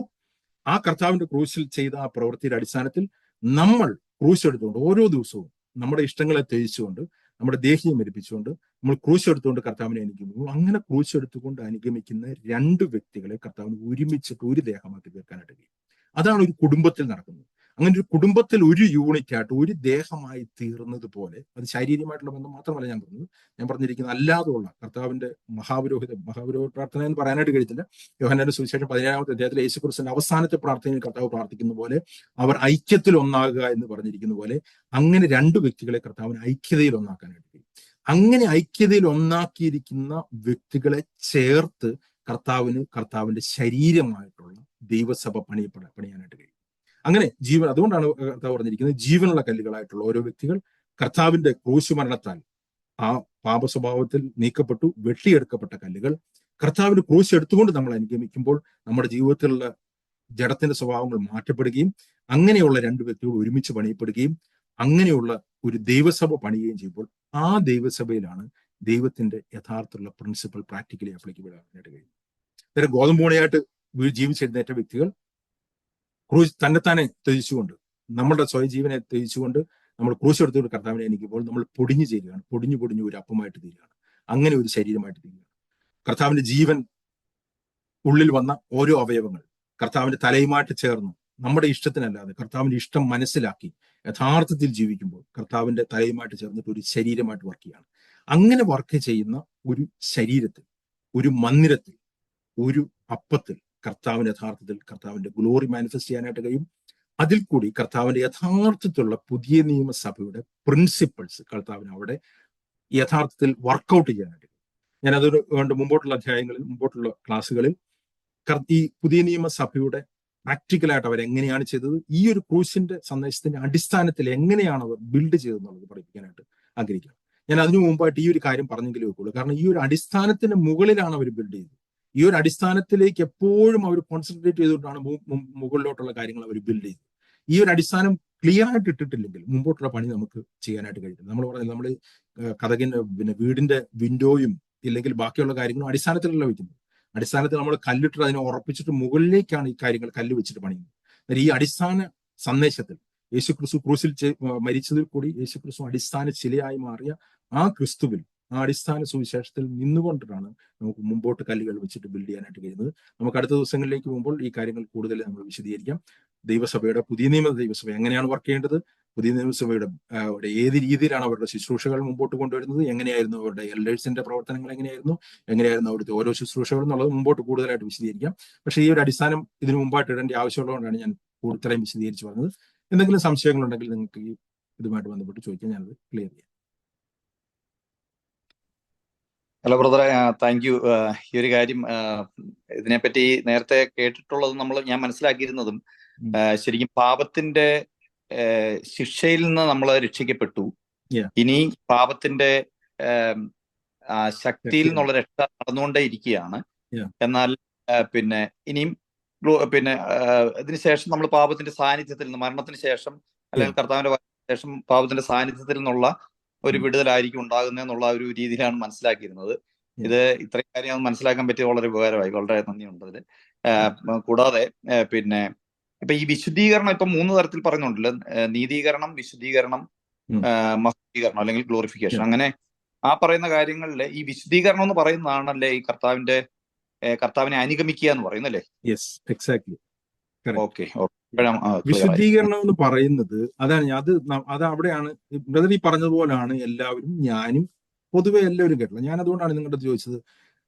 നിങ്ങൾ പലപ്പോഴും പലയിടത്തും ക്രൂശ് എടുത്തുകൊണ്ട് കർത്താവിനെ പഠിപ്പിക്കുന്നത് കേൾക്കാറുണ്ട്. വിശുദ്ധിത്വം നയിക്കണമെന്ന് പഠിപ്പിക്കുന്നത് കേൾക്കാറുണ്ട്. ആത്മാവിനെ അനുസരിച്ച് നടക്കണമെന്ന് പഠിപ്പിക്കുന്നത് കേൾക്കാറുണ്ട്. ജഡത്തിന്റെ പ്രവൃത്തികളെ മരിപ്പിക്കണമെന്ന് പഠിപ്പിക്കുന്നത് കേൾക്കാറുണ്ട്. കർത്താവിനെ അനുഗമിക്കണം എന്നുള്ളത് വളരെ വ്യക്തമായിട്ട് പഠിപ്പിക്കുന്ന അനേക വ്യക്തികളുണ്ട്. ഇല്ലാന്ന് ഞാൻ പറഞ്ഞത്. അതുകൊണ്ടാണ് ഞാൻ പറഞ്ഞത്, ഒരു ഫോൾസ് ഗോസ്പൽ ചിലടത്ത് പ്രസംഗിക്കുന്നു, പ്രോസ്പെരിറ്റി ഗോസ്പൽ പോലെ. പക്ഷെ ശരിയായിട്ടുള്ള ഉപദേശമാണ് ഈ പറഞ്ഞ കാര്യങ്ങളെല്ലാം. ഈ പറഞ്ഞ കാര്യങ്ങളെല്ലാം ബൈബിളിലുള്ളതാണ്. എന്നാൽ അതിന്റെ മുമ്പ് കർത്താവ് ക്രൂശിൽ ചെയ്തത് എന്താണ് എന്ന് വ്യക്തമായിട്ട് പഠിപ്പിക്കുന്ന എത്ര പേരുണ്ട് എന്നുള്ളതാണ് ചോദ്യം. എന്റെ അനുഭവത്തിൽ ഞാൻ കേട്ടിട്ടുള്ളത് ഇത് പഠിപ്പിക്കുന്ന ആൾക്കാർ തുലോം കുറവാണ്. അതുകൊണ്ടാണ് ഞാനിത് വീണ്ടും റിപ്പീറ്റ് ചെയ്യുന്നത്. എന്റെ മെസ്സേജിൽ ഒരു റിപ്പീറ്റഡ് സബ്ജക്റ്റ് ആയിട്ട് ഇത് പറയുന്നതിന്റെ കാര്യം ബാക്കിയുള്ള ആൾക്കാർ ഇത് പറയാത്തതുകൊണ്ടാണ്.